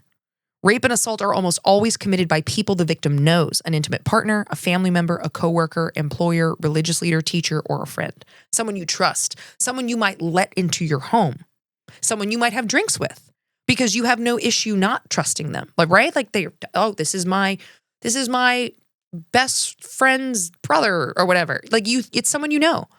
Reporting an assault in these circumstances, when it's someone you trust, someone you might permit yourself to be alone with, is a problem, isn't it? Because how do I prove in a room with no cameras that I didn't agree to this? Reporting an assault in these circumstances does not merely mean contacting law enforcement. It can mean I'm destabilizing my entire life. Women can face the loss of housing, employment, financial support, childcare, family, or community belonging. If the perpetrator is embedded in a shared family or a workplace or a faith community, the woman can be isolated, retaliated against, or completely pushed out. And not just for the survivor, but sometimes for her children as well. I think we see this. There's two examples of this. There's Pastor Andy Savage. If you remember, he admits on the stage, on the pulpit to his congregation to having a sexual relationship with a teenager. She was a senior in high school. And he apologizes for it. He calls it adultery instead of acknowledging like power dynamics and abuse and statutory rape. His congregation gave him a standing ovation for, his honesty and repentance and asking for forgiveness. That girl can never go to that church again. It's her fault, right? And then we have Pastor John Lowe II. He comes out and he says, he also phrases it as committed adultery. And thankfully, the woman that this happened to is in the audience. She grabs the mic, and good for her. She says, "You are not the victim here. You started grooming me when I was 14. You took my virginity on your office floor when I was 16 years old, and you abused me for years after that." And her husband also confirmed what she had said. He said, "Yes, she told me about this when we started dating." John Lowe also got a standing ovation, and his congregation formed a prayer circle around him. May I remind you that the victim of the assault was standing right there and did not get a prayer circle. Fear of disbelief is one of the most consistently cited reasons women do not report. Despite widespread public belief to the contrary, false reports of sexual assault are very rare. We see this online all the time. Women, it's going to ruin a man's life. We have an adjudicated rapist as president. I don't want to hear it. But also, false reports are extremely rare because it takes so much for a woman to have the courage to report in the first place. Survivors are routinely treated with skepticism, required to prove their credibility, or interrogated in a way that implies they're to blame. Questions about what were you wearing, alcohol use, delayed reporting. I experienced a delayed reporting one. Prior relationships, emotional responses are often framed as assessments of truth rather than reflections of trauma. Many women know, either personality or through others, that reporting can feel like being placed on trial themselves, and that is exactly what happens. The only time this didn't happen to me in an incident with a police officer was one time where a guy broke into my apartment on Christmas Eve, punched me in the face. I was able to get to my phone. I called the cops. And because the cops saw me bleeding and they had text messages proving I had told him not to come to my house and they had CCTV footage, he encouraged me to press charges. That is the only police officer that has ever been like, "I believe you." And I think in part because it wasn't sexual, because I had blood all over my face. The reporting process is also frequently re-traumatizing. Survivors may be required to recount the assault repeatedly in great detail to police officers, which of course is traumatizing and humiliating. Medical professionals, prosecutors, attorneys, often without meaningful control over the narrative. Investigations can be extremely invasive. They're very slow. They're very public. Court proceedings can take years, during which survivors may be cross-examined about intimate details of their lives. Well, she dated this guy. And that's such a common thing of she's had sex before. So who's to say she didn't have sex with this guy? As if having a boyfriend in the past means you want to sleep with everyone. Anyways. The accused in these situations often remains free and socially protected. For many women, particularly those already coping with trauma, the emotional cost of reporting outweighs the likelihood of a just outcome. Because in the United States, it is very rare to get a conviction for sexual assault. Very rare. I think it's one out of it's either 900 or 1,000 actually go to jail in reported cases. That is such a small number. And we saw this, if you're not familiar with the Jesse Mack Butler case that recently is still playing out. Thankfully, the parents of the girls that were assaulted, taking him to civil court, he assaulted 2 girls, strangled, raped, sodomized these 2 teenage girls. He strangled one so hard that she had to have emergency neck surgery to save her life. And the doctor told her that she was 30 seconds away from dying. And Jesse's mother heard him assaulting these girls and didn't stop him. He was facing 78 years in prison. There is plenty of proof because he videoed it himself and it's on his cell phone. And the judge, who's connected to OSU, and his dad is connected to OSU, decided to reclassify him as a youthful offender. He's getting no jail time. That's why women don't report. Not because it doesn't happen. Because we know how this system plays out. Retaliation is another critical factor. Abusers often issue explicit or implicit threats, violence, financial ruin, job loss, deportation, I'm going to post your nudes, harming children or pets.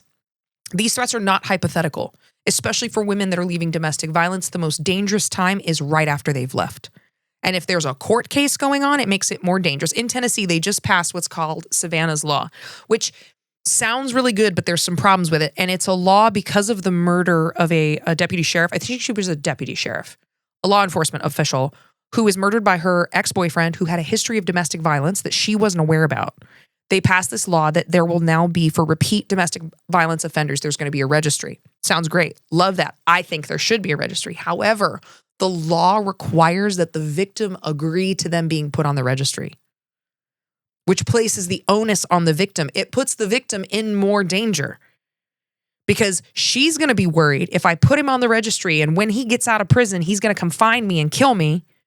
Or, well, maybe I'll be safer if I don't agree to put him on the registry. But if she doesn't agree to put him on the registry, then it's like, oh, was she telling the truth?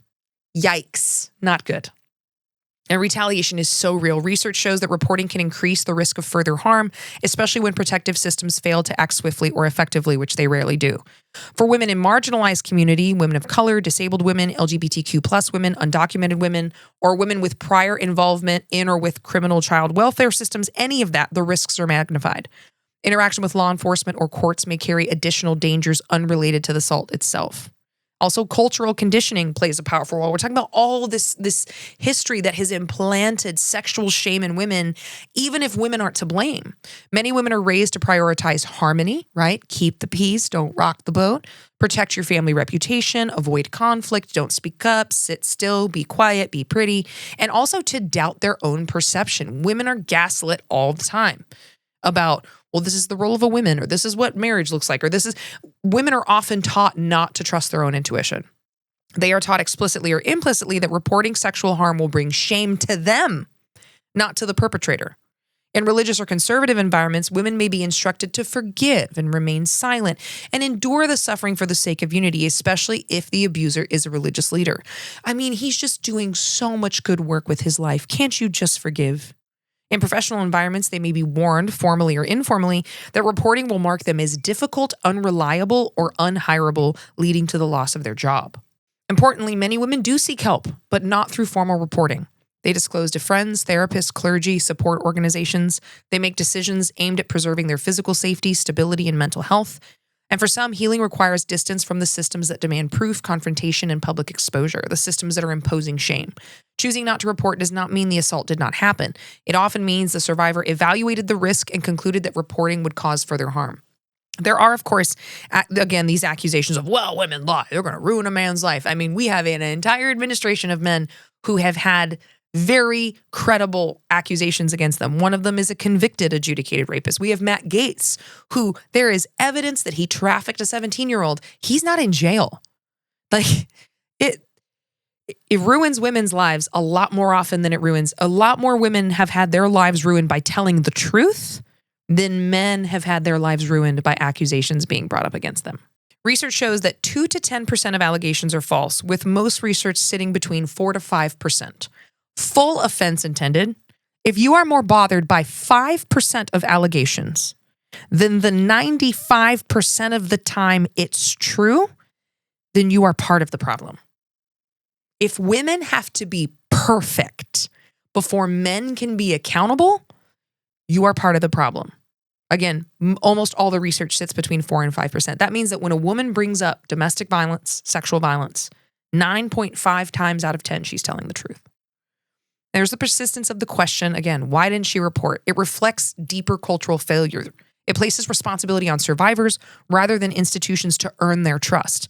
A more honest and productive question is, why was reporting unsafe, ineffective, or damaging?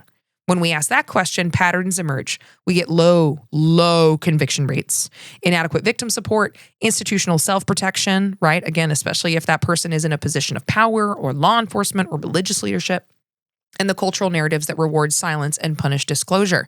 Again, women have lost a lot more by reporting, by telling the truth, than men have lost by the truth being told. Understanding why women do not report assaults does not require speculation or moral judgment. It requires listening to survivors and acknowledging the structural realities in which they navigate. I think we see this most clearly with the Epstein victims. Silence in this context is not consent, weakness, or deception. It's often a strategic response to a power imbalance. Look at all these victims. Jeffrey Epstein trafficked over 1,000 girls. Over 1,000. He's dead. And we still can't get the truth because of who the lie protects. If reporting is to increase, systems have to change, not the survivors.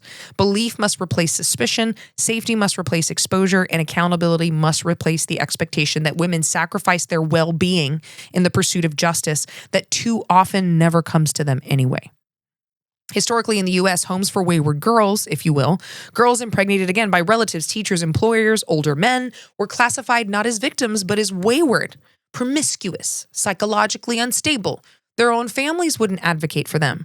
Why would those daughters who've been trained by their families that this is your fault believe they had any legal recourse or teach their daughters you have legal recourse if you've never been taught to believe that? If you think that saying anything is just going to bring shame and ruin your life, I'm so proud of seeing women stand up to this. The shame becomes generational. Instead of holding adult men accountable for assault on teens, the girls were dispatched to homes for unwed mothers, where the fact of sexual violence was buried under the narrative of personal shame. The rape victim carried the shame, and we need to reverse that. We're starting to see that. So there's German journalist Anna Letke, who was part of the Freedom Flotilla that was stopped trying to get supplies into Palestine, into Gaza, and she was raped while incarcerated by Israelis. She was raped by Israeli soldiers. She's been very public about it. She gives a very moving speech talking about her assaults, and she's crying and her voice is cracking, and she's like, "This isn't about me," and she's like, "The shame is not mine. I will not be ashamed because something was done to me."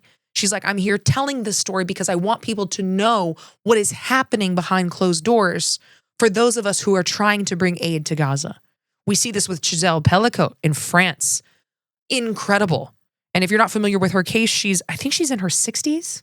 I believe she might be a little older. For 10 years, her husband was drugging her at night in her dinner and inviting strange men to come into the home and rape her. Like, he had sought out men to come assault her. There were hundreds of men involved.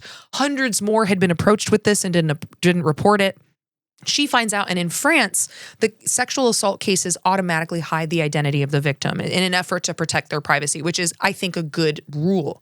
But Giselle says, absolutely not. Show my face, say my name. The shame is not mine. It's his. He should be ashamed. He should be ashamed, not me. And it has been transformative. And it is changing the laws in France right now. Like, they are completely changing laws around femicide, around sexual assault, around what consent means. Like, they are protecting women in large part because of the stand that Giselle took.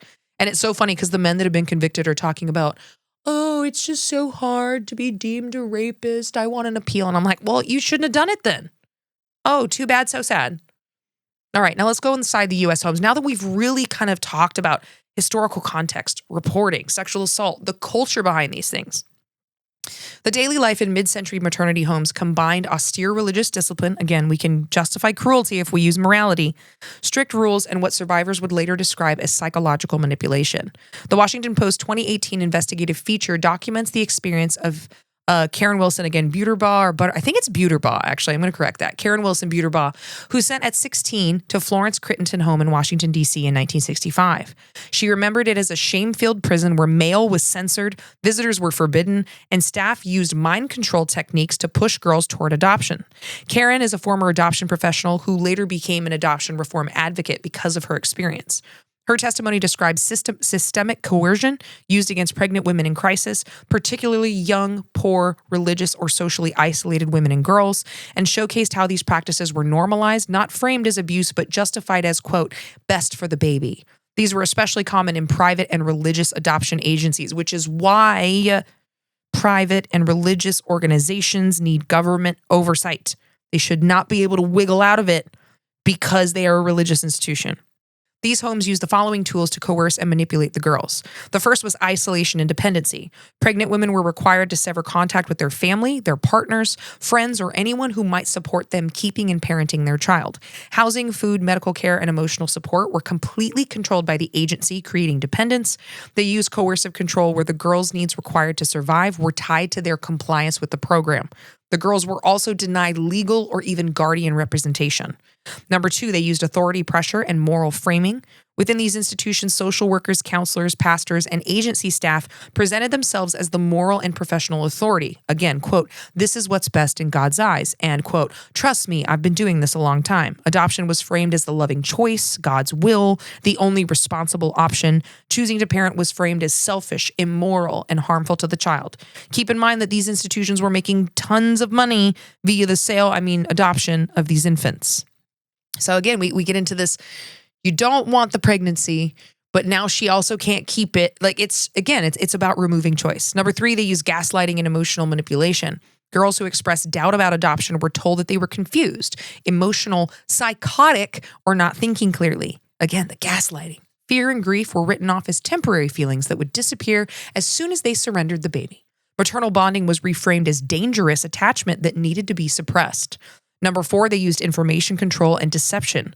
Girls were often neither not informed or misinformed intentionally about their legal right to revoke consent, financial assistance available to them if they chose to parent, and long-term grief outcomes that were associated with relinquishment. Adoption paperwork was often presented late in the pregnancy or immediately following labor and sedation when the girls would be heavily medicated or exhausted.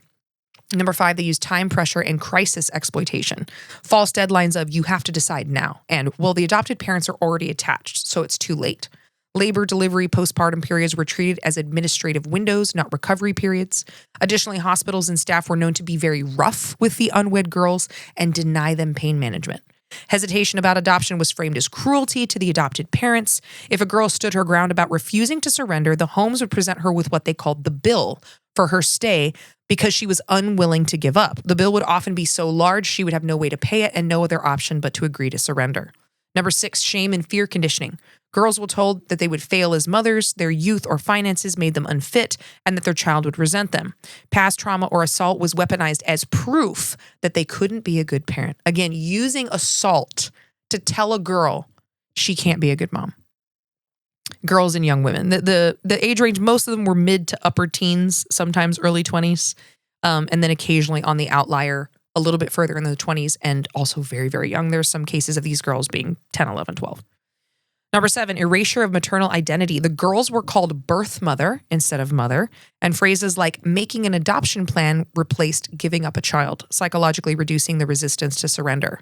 And number eight was post-surrender abandonment. As soon as they had that baby, they immediately stopped helping. Surrender care was immediately stopped, support vanished, and women were expected to move on by themselves.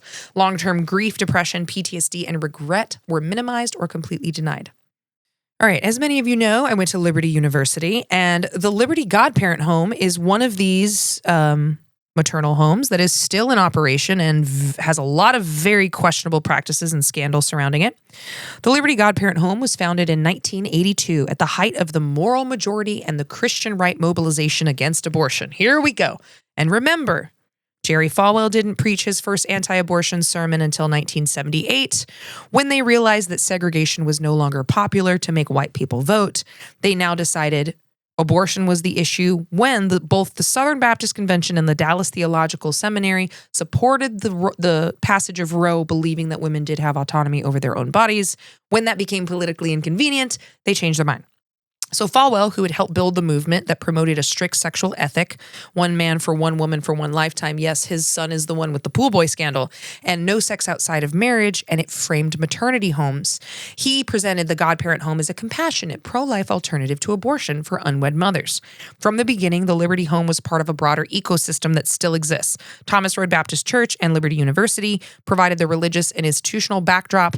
Family Life Services and other faith-based adoptions agencies worked closely with the home to place infants with white, evangelical, middle, and upper class couples. The home housed girls and young women from roughly the ages of 12 to 21, often sent there by their parents, pastors, or Christian schools. A stay included housing, Bible studies, life skills class, and crucially, eligibility for a scholarship to Liberty University if they completed the program and placed their babies up for adoption. Step 1, financial exploitation and coercion. On paper, the program claimed to support each individual in making either a parenting or adoption plan. In practice, survivors say the institution treated adoption not as one option among many, but as the expected proof of repentance for their sin of sex outside of marriage. Former residents interviewed for the Wondery podcast Liberty Lost, which I highly recommend, as well as interviews for Miss Magazine, The Independent, St. Louis Public Radio, and the Religion Dispatches, describe a remarkably consistent environment. Isolation and surveillance, residents recount being far from home with limited access to phones, the internet, or outside information. Staff would monitor their calls, controlled visits, and restricted their relationships, even with boyfriends who were fathers of the baby who wanted to parent with the girls. There was mandatory religious programming. Girls were required to attend church services, Bible studies, and group devotions where their pregnancies were framed as evidence of moral failure. This sounds exactly like the Laundries. It's exactly the same. A former staff member told Ms. Magazine that the guilt and shame were tools of the trade, explaining that residents were taught they had violated purity pledges and now needed redemption. There was a lot of disappearing girls and hidden grief. Survivor Tony Popham, there we go, sent to the home from St. Louis after becoming pregnant at 12 and arriving there at 13 in just 1991, recalled that you don't form a whole lot of relationships because the girls just disappear once they have their babies. She remembered not being allowed to see what happened after birth, only that friends were suddenly gone. She also recalled staff prayer over her while she was in active labor, urging her towards adoption as she's laboring because she had explicitly chosen a month prior to keep her child with the support of her family. Residents over the last few years reported being told that God wanted their babies to go to, quote, more deserving Christian couples, framing adoption not just as an option, but a moral or spiritual obligation. Here's how you can prove to us that you've repented. Some women who wanted to parent were allegedly subjugated to emotional and psychological pressure by staff and were denied legal representation. They used systemic pressure toward adoption. The journalist TJ Raphael, after interviewing multiple residents and staff, describes a pattern that when the girls expressed any desire to parent, they were walked through parenting plans structured to convince them that they were unfit and that the only living choice was adoption by a married Christian couple. One former resident, Abby Johnson, entered the home in 2008 at age 16, raised in evangelical purity culture just like me. She was given jewelry, a ring just like me, and she told that she had promised her virginity to her father, which is so gross. Well, she became pregnant and was sent to Liberty's home rather than being supported to parent. Once inside, she says she was isolated, shamed, and told that God's plan for her was to give her baby to an affluent married Christian couple while she received a full scholarship to Liberty. That is so gross, so foul, so disingenuous, so not, stressful.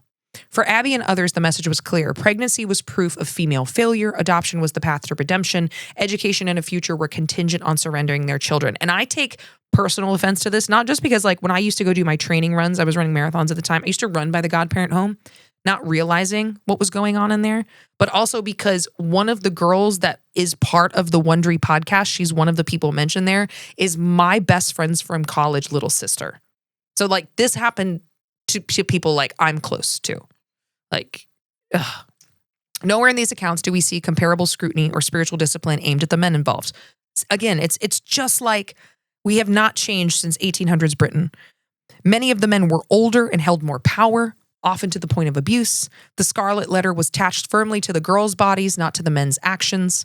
The central dispute around the Liberty Godparent home is not whether it provided food or shelter or classes. Survivors acknowledge these basics. The conflict is over what those supports were for and what was demanded in exchange. This was not a gift. This was not a service. It was not a charity.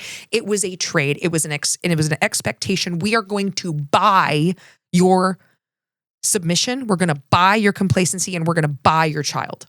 Investigative pieces and survivor testimony highlight several coercive dynamics. Again, these scholarships are tied to adoption. Yeah, you can get a full ride scholarship, but you have to give up your baby. When college may be the only route out of economic poverty for some of these girls, that incentive effectively turns the baby into the price of a future. Obviously, there's financial strings attached. Abby's mother later explained that the family's insurance would not cover delivery cost, but the godparent home promised to cover expenses on the condition that Abby completed the program.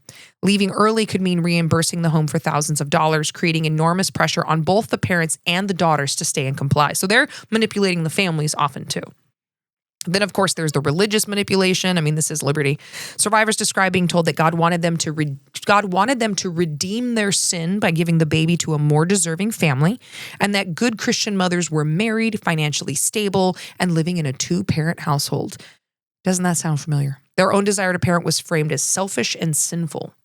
There was a lack of genuine alternatives given to the girls. Former residents say staff did not offer meaningful help accessing housing programs, food stamps, or Medicaid that might have made parenting possible. In some cases, they say their phones and internet access were tightly controlled, making it difficult to research options independently. They were also explicitly lied to about financial options. Reproductive justice scholars note that this is coercion, even if no one is physically forced to sign a signature. When a teenager is hundreds of miles from home, dependent on an institution for food, medical care, and schooling, and told that both God and her parents expect adoption, the choice to surrender a baby is heavily scripted.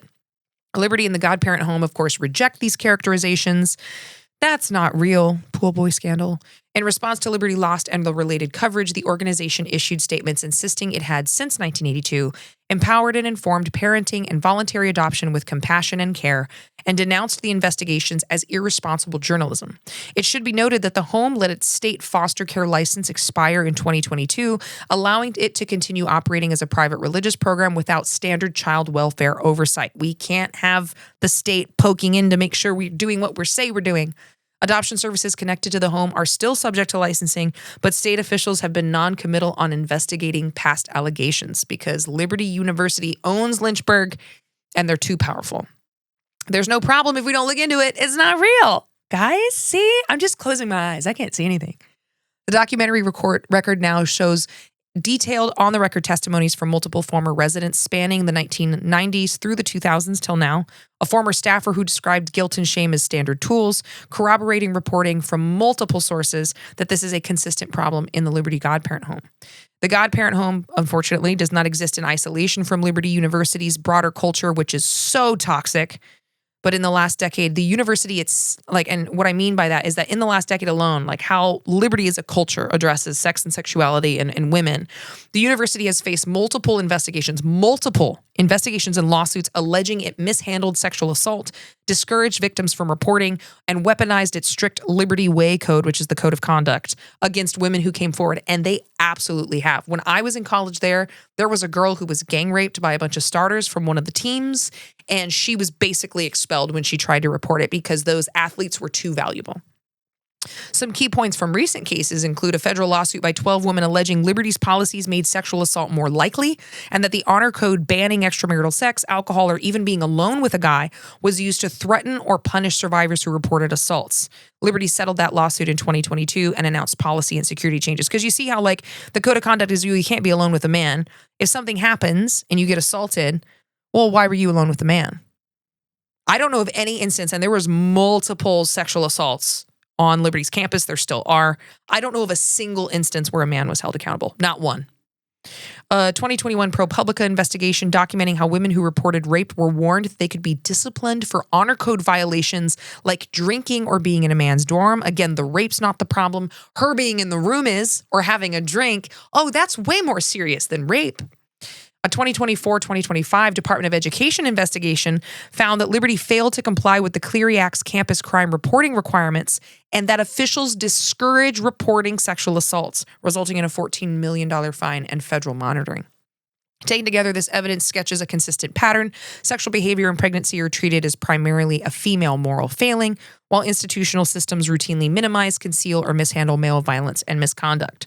The Liberty Godparent Home fits into that pattern precisely. It's designed to deal with the visible consequence of sex, right, pregnancy, by disciplining, hiding, and ultimately separating her from her child, while the men involved, whether it's a careless boyfriend, an accident, or a criminal abuser, are almost completely absent from the story.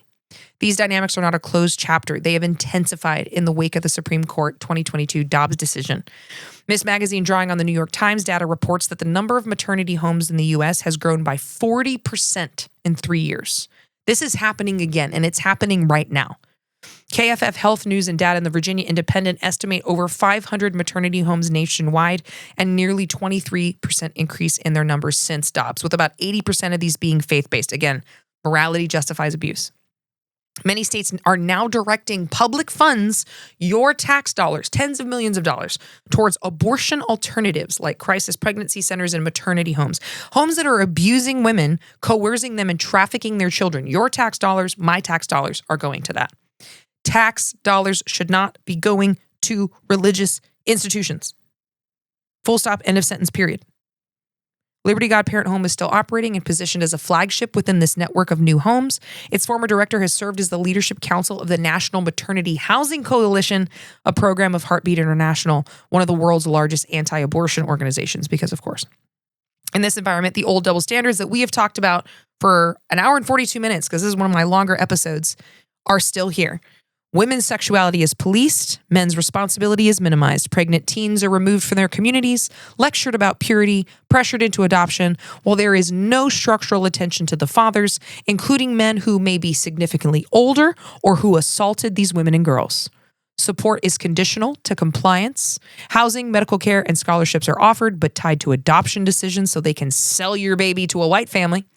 Adherence to honor codes and silence is about what happens inside these homes. And again, a lot of these homes now are also going back to the same thing where, for the most part, it's only going to be white girls in there. The language of mercy masks structural cruelty. Leaders speak of saving babies and empowering women, yet the system routinely withholds the very support, childcare, housing, vouchers, cash assistance, legal representation that would allow a young mother to not only make a knowledgeable decision, but also to keep her child. Separation is framed as godly sacrifice. Keeping the baby is cast as selfish. Survivors like Abby Johnson and Tony Popham are now publicly challenging these narratives. Again, the shame is not mine. They describe the long-term trauma of coerced adoption, the shame that haunted them for decades, and their growing realization that they were punished not for being bad parents or bad people, but for violating a narrow script of white, heterosexual, married purity. Their stories expose the core contradiction of institutions like the Liberty Godparent Home. They claim to defend life and family, but routinely separate mothers and babies. They preach accountability, but overwhelmingly enforce it on the girls and women, not the men or the institutions that harm them in the first place. In the U.S. homes, in past decades and today, young women were typically admitted in their 7th month of pregnancy. They were required to use assumed names. Even with one another, they couldn't use their real name to preserve secrecy. Phone calls and visits were heavily restricted, if allowed at all. Leaving the grounds often meant wearing a fake wedding ring provided by the staff to signal that they were respectably pregnant wives. Fucking almost there. I'm almost done. Some homes included compulsory labor, laundry work, for instance. Sound familiar? Cleaning or assisting in nurseries, framed as character building and repayment for charity. Others focused on regimented schedules of chores, religious services, and mandatory counseling sessions. Sociologist Prudence Raines and other scholars describe these institutions as total environments organized to reshape the girl's sense of self, emphasizing her alleged unfitness for motherhood, her sin, and her duty to relinquish the child. A survivor quoted by Fessler recalled, "Our days were spent talking about pregnancy. Nobody gave us classes. They did not want us to bond with the baby. The child was always called the baby. Calling the infant the baby instead of my baby was a deliberate tactic to prevent attachment." Another woman, Janet Mason Ellerby, remembered that there was never an adult who told me I had the right to keep my child. Instead, caseworkers repeatedly insisted that keeping the baby would ruin both of their lives, rendering the child a, quote, bastard, and the girl unemployable and unmarriageable. Formally, adoptions were supposed to be voluntary, with mothers signing consent forms. In practice, it was systemic coercion. Historian Ricky Solinger's Wake Up Little Susie explores how demand for healthy white infants, combined with post-war pro-natalist ideology and limited welfare support for single mothers, turned maternity homes into pipelines for adoption agencies. I highly recommend the reading, by the way. Fessler's The Girls Who Went Away, it is a brutal read, but it's really good. Similarly chronicles how families, clergy, doctors, and social workers pressured, bullied, and coerced young women to relinquish their children, often withholding information about financial support or legal rights. A 2018 Washington Post article drawing on Fessler's work noted that by the mid-1960s, more than 80% of women who entered maternity homes surrendered their babies for adoption. often after being systemically denied options to keep them. The homes routinely withheld information about public assistance or family support that might have allowed them to parent. They separated mothers from infants immediately after birth, often preventing any contact and telling the mothers it was for the best. They misrepresented the law, suggested that once papers were signed, there was no possibility of revocation when the mother does have that right. They pathologized resistance, framing any desire to keep the baby as proof of immaturity, neurosis, and selfishness. In some cases, survivors allege that staff resorted to more extreme measures such as heavy sedation during labor, signing consents while medicated, or telling women falsely that their babies had died. Although precise numbers are impossible to establish because these homes intentionally hid a lot of those records, inquiries in other countries have documented such abuses in similar maternity home systems. These are bad, okay? This system is not great. For the women, the emotional consequences were profound. Ann Fessler writes that many felt they had surrendered control of the most important decision they might ever make to authorities who did not have their interests at heart, and that their lifelong shame shifted from being pregnant to having given away or not fought hard enough for my child. The question of how these homes handled pregnancies resulting from rape and incest exposes the system's deepest injustice. Oral histories and case studies show that girls impregnated by fathers, stepfathers, brothers, uncles, or older men in positions of power were treated essentially as the same as girls pregnant by boyfriends.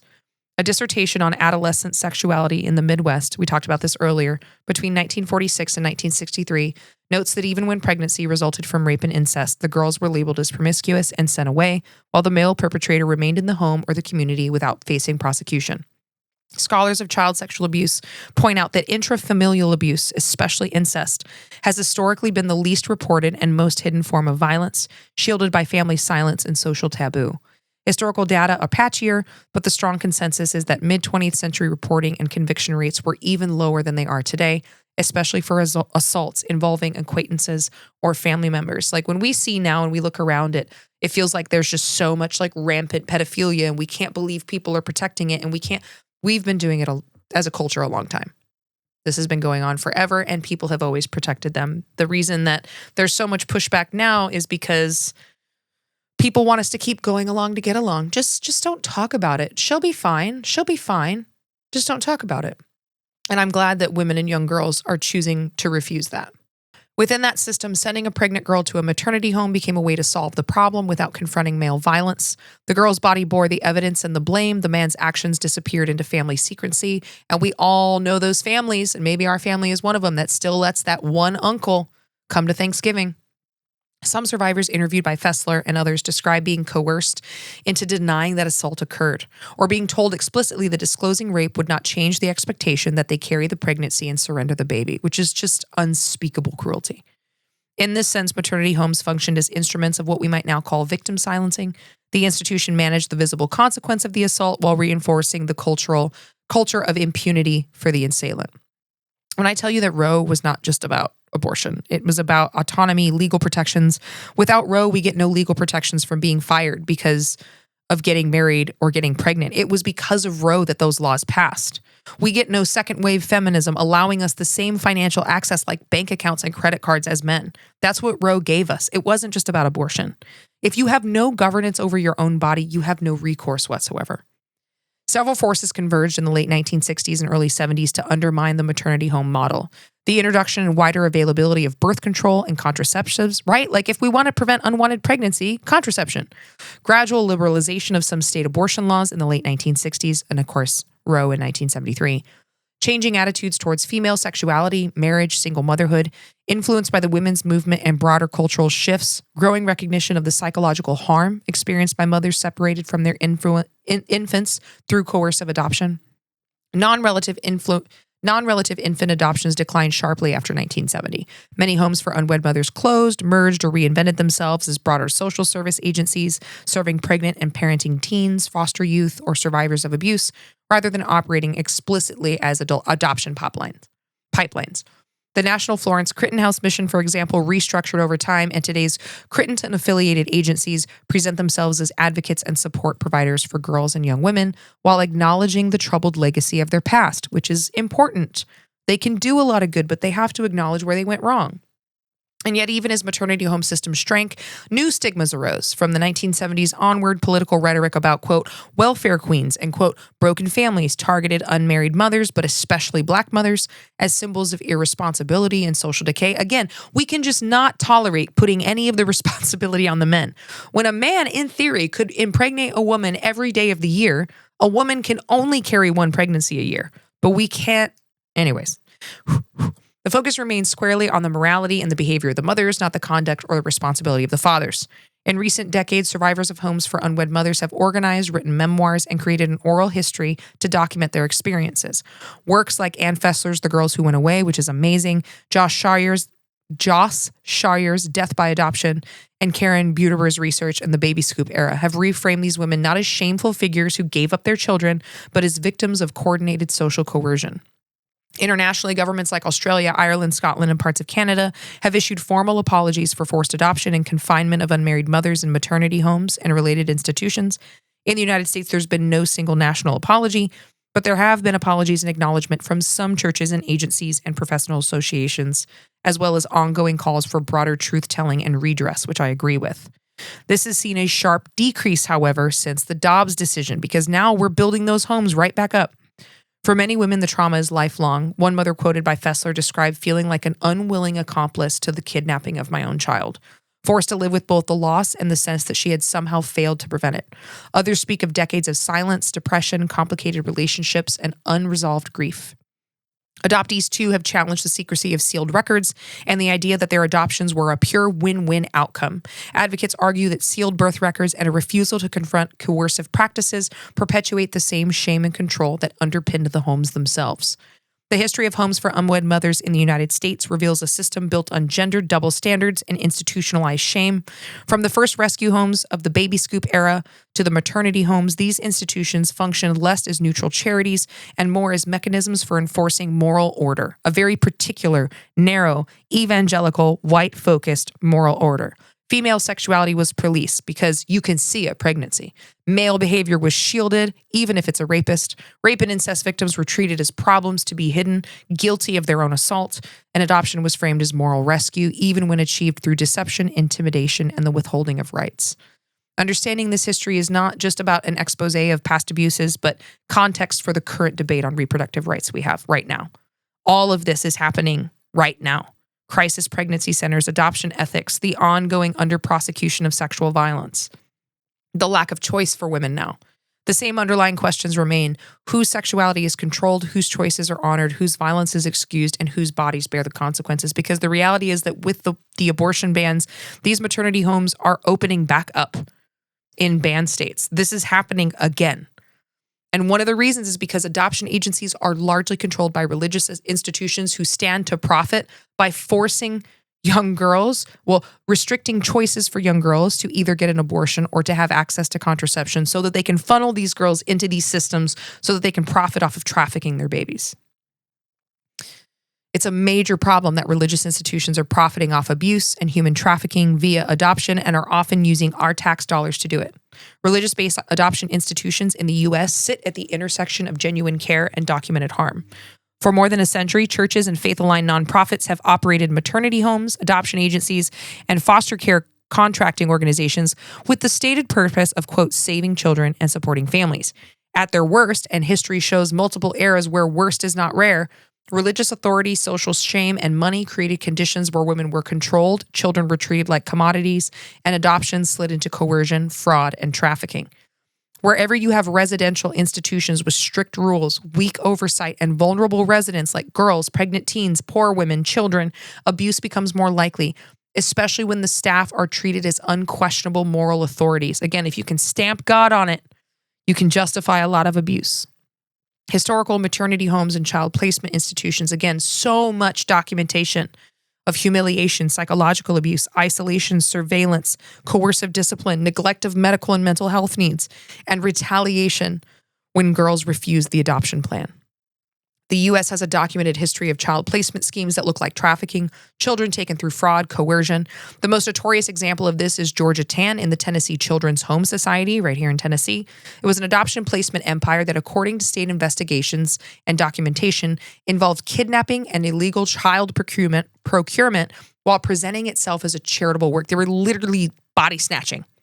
Tennessee's own state archive hosts investigative scrapbooks connected to the 1950s babies for sale scandal, right? If you're going to make money off selling babies, what a better way than to create a system where when young girls get pregnant, they get sent to your home. Modern trafficking dynamics can look different. It's not always a single mastermind, but a market where demand, specifically for white infants, meets vulnerable supply like women in crisis, and with money changing hands. When women don't have options and having a pregnancy or a baby that you can't feed, you can't care for, that prevents you from education, prevents you from the workforce, and someone offers to buy them from you, we're now in a coercive state. Private adoptions can top $65,000. Times investigation into America's private adoption industry details allegations of profit-driven practices, coercive pressure on mothers, and financial structures that can incentivize, quote, closing the adoptions like they're closing a sale. Another trafficking adjacent scandal is rehoming. It's the informal transfer of adopted children to new caretakers outside of the child welfare system. Reuters investigated documented online marketplaces where children were effectively advertised and handed to strangers with little oversight. A dynamic child safety experts can expose kids to exploitation and abuse, of course. This matters in religious context because some of these informal transfer networks have leveraged, quote, Christian community trust language, Christianese, a good family, a member of the church, a godly home, as a substitute for having legal safeguards to make sure those children are being handed to someone safe. The core issue is the same, though. Children become a movable asset in an adult-driven system where profit is happening. Most religious adoption agencies and maternity homes operate as nonprofits officially, but nonprofit does not mean no money incentive. It means that profits aren't distributed to shareholders, yet revenue can still drive behavior through salaries, bonuses, expansion, fundraising, and institutional prestige, as well as donations from those rich white parents. In private domestic infant adoption, money can be large. Again, multiple mainstream adoption costs describe typical private adoption expenses in the tens of thousands of dollars. And this is where commodification creeps in. The system operating budget depends on completed placements. You have to get the kid to them. It creates structural pressure to secure relinquishment and to match babies with paying clients. Scholars have explicitly described how adoption can take on market characteristics, demand, scarcity, transaction cost, and financial transfers, raising predictable ethical risks. This is a human life. This isn't a, refrigerator. This doesn't mean that adoptive parents are buying the baby in like a strict simplistic sense, or that most agencies are intentionally coerced. It just means that high demand, high cost systems with no oversight generate bad incentives, especially around low regulation and when they're religious institutions. Because when this is combined with moral messaging, low regulation, because they can then claim if you try to regulate it or you try to supervise, they're going to say, well, you're infringing on my religious liberty. And then it becomes a civil rights issue. Religious adoption and foster care agencies have also been flashpoints for discrimination, sometimes explicitly permitted by state policy. Clear example of this is the ongoing litigation and reporting around faith-based agencies refusing services to families who do not share their religion.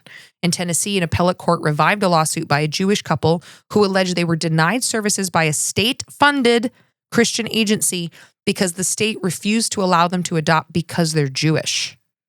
The Supreme Court's decision in Fulton versus the City of Philadelphia in 2021 sided with Catholic Social Services after Philadelphia stopped contracting with the agency for refusing to certify same-sex couples, illustrating the legal tensions between non-discrimination rules and religious exemptions. Race enters this on multiple levels. One, who gets targeted for relinquishment, often tied to poverty and structural racism. Like poor girls are getting much more coercion. They're much more at risk in this system. Two, who gets approved as adoptive parents, mostly white. And three, where children of color are placed. And four, this is also where we see that, like, if you are a person of color, you're much more likely to have your children taken away from you for a minor offense versus a white parent who has a documented history of abuse. The Multi-Ethnic Placement Act, the MEPA, was created amid concern about racial discrimination and delays in placement, and the debate continues about how racism affects both children and prospective parents across the system. Religious agencies can intensify this when they define across eras and denominations. The same risk factors occur. So we have these, again, religious closed institutions with moral authority, weak external oversight. There's the economic incentives, the vulnerability of the children and mothers, the moral narrative. Again, if I can stamp God on it, I can get away with a lot. and the discretion to discriminate against what they consider undesirable parents, whether they're undesirable because of religion, race, sexuality, or their marital status.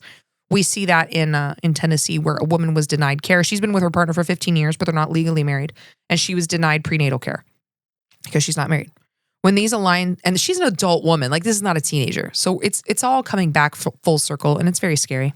When these alliance scandals become predictable, coerced surrender, falsified consent, baby selling behavior, abusive residential conditions, slave labor, discriminatory gatekeeping, and child safety failures. And one of the things that I wanted to read was a story that was submitted by one of our listeners around how this kind of morality shaping leads to the abuse of women that can cost them either their entire lives or a large portion of their lives when we don't hold men accountable, when we put so much weight on girls, even the conversation we have right now around purity culture, trad wives, all of this. It was a really great story. I asked her permission to share it, and I'm very excited. She says, probably the best place to start. I left my hyper-conservative, controlling pastor husband of 27 years in the spring of 2021. I was raised by broken people, and at 20, I was, quote, saved into a conservative evangelical Baptist faith. I was groomed by the single pastor who was 17 years my senior. I married after only a 4-month courtship, and I had 5 beautiful, amazing, brilliant, and kind children. I was home with them. I was a good trad wife. I was fully invested in this life, and it was my passion, my genuine truth and identity. I was alienated from my family, and only real Christian influences were allowed. That included books, music, etc. I was fully immersed, and with the certainty I had in this movement was euphoric. I studied in seminary, taught Bible study, was engaged in ministry, while being a dedicated wife and devoted mother serving under my husband. I baked all our bread, made homemade yogurt. I was on several volunteer boards. I was fully convinced in the truth before me. And I cannot tell you how much I treasured it. So true. That certainty feels so safe. This life made me safe. It made me important, somehow turned into the means by which I could, with my exhaustion and pain, merit value. Then it moved also to being a system by which everyone is measured and I can evaluate myself. This went on for years as my husband would not work and began to spiral into addiction and extreme ideologies. I started to recognize the issues, and this was the beginning of the end. After my separation, I maintained my conservative views, not pursuing divorce and no chance of remarriage. My husband, after leaving his pulpit in 2007, had still refused to find work 20 years later. I went out and found minimum wage jobs. 3 of them, I went back to finish my degree. I graduated from my undergrad at 40, started my career, worked my way up to management. My husband could no longer hide his alcohol and drug addiction, and I am so ashamed, I should have known better, opened my first bank account at 44. Anyway, fast forward to the separation, my faith began to disintegrate. It was terrifying. Deconstruction was possibly the hardest thing I endured when my marriage ended. I started this message with thank you because I see your reels and I know I'm not wrong, that I am doing what is good. And if a creator is out there watching how I relate to my everything and everyone, she would be proud. I want you to know that I'm thriving. My career is fulfilling. My home is warm, surrounded by beauty. My kids are loving and kind. We are so close, and they are close and supportive of each other. I have found freedom, peace, and the most pure, passionate love I've ever known. I work in community with people with dementia. I have more grace, compassion, and humility than ever before, and I am grateful for the few things that I did well, and am more grateful for the myriad of circumstances that led me to my joy. I am happy. I'm not going to give her name here. I just want to say, Miss Ma'am, I'm so proud of you for what you did. It's so hard to leave a system of security and certainty, even if it does cost you your exhaustion and your worth and your value, when you're like, oh, but I know that this is true, and because it's safe, this works for me. What a brave decision. I'm so proud of you. I'm so happy for your children to have a mother like you. I am so glad you have your own bank account. I love that. And listen, y'all, I know that this episode was long. That's it for today. What a journey. Until we truly have equal accountability, abuse will continue, and without bodily autonomy, there is no freedom. Thank you to Seeger and Phoenix Studios, Laura, Battles, and Amanda at Palette, and to everyone who supports me on Patreon for making the show possible. Again, if you'd like ad-free episodes or to support my work, you can subscribe at patreon.com/MontyMater, and I will see you next week on Flipping Tables.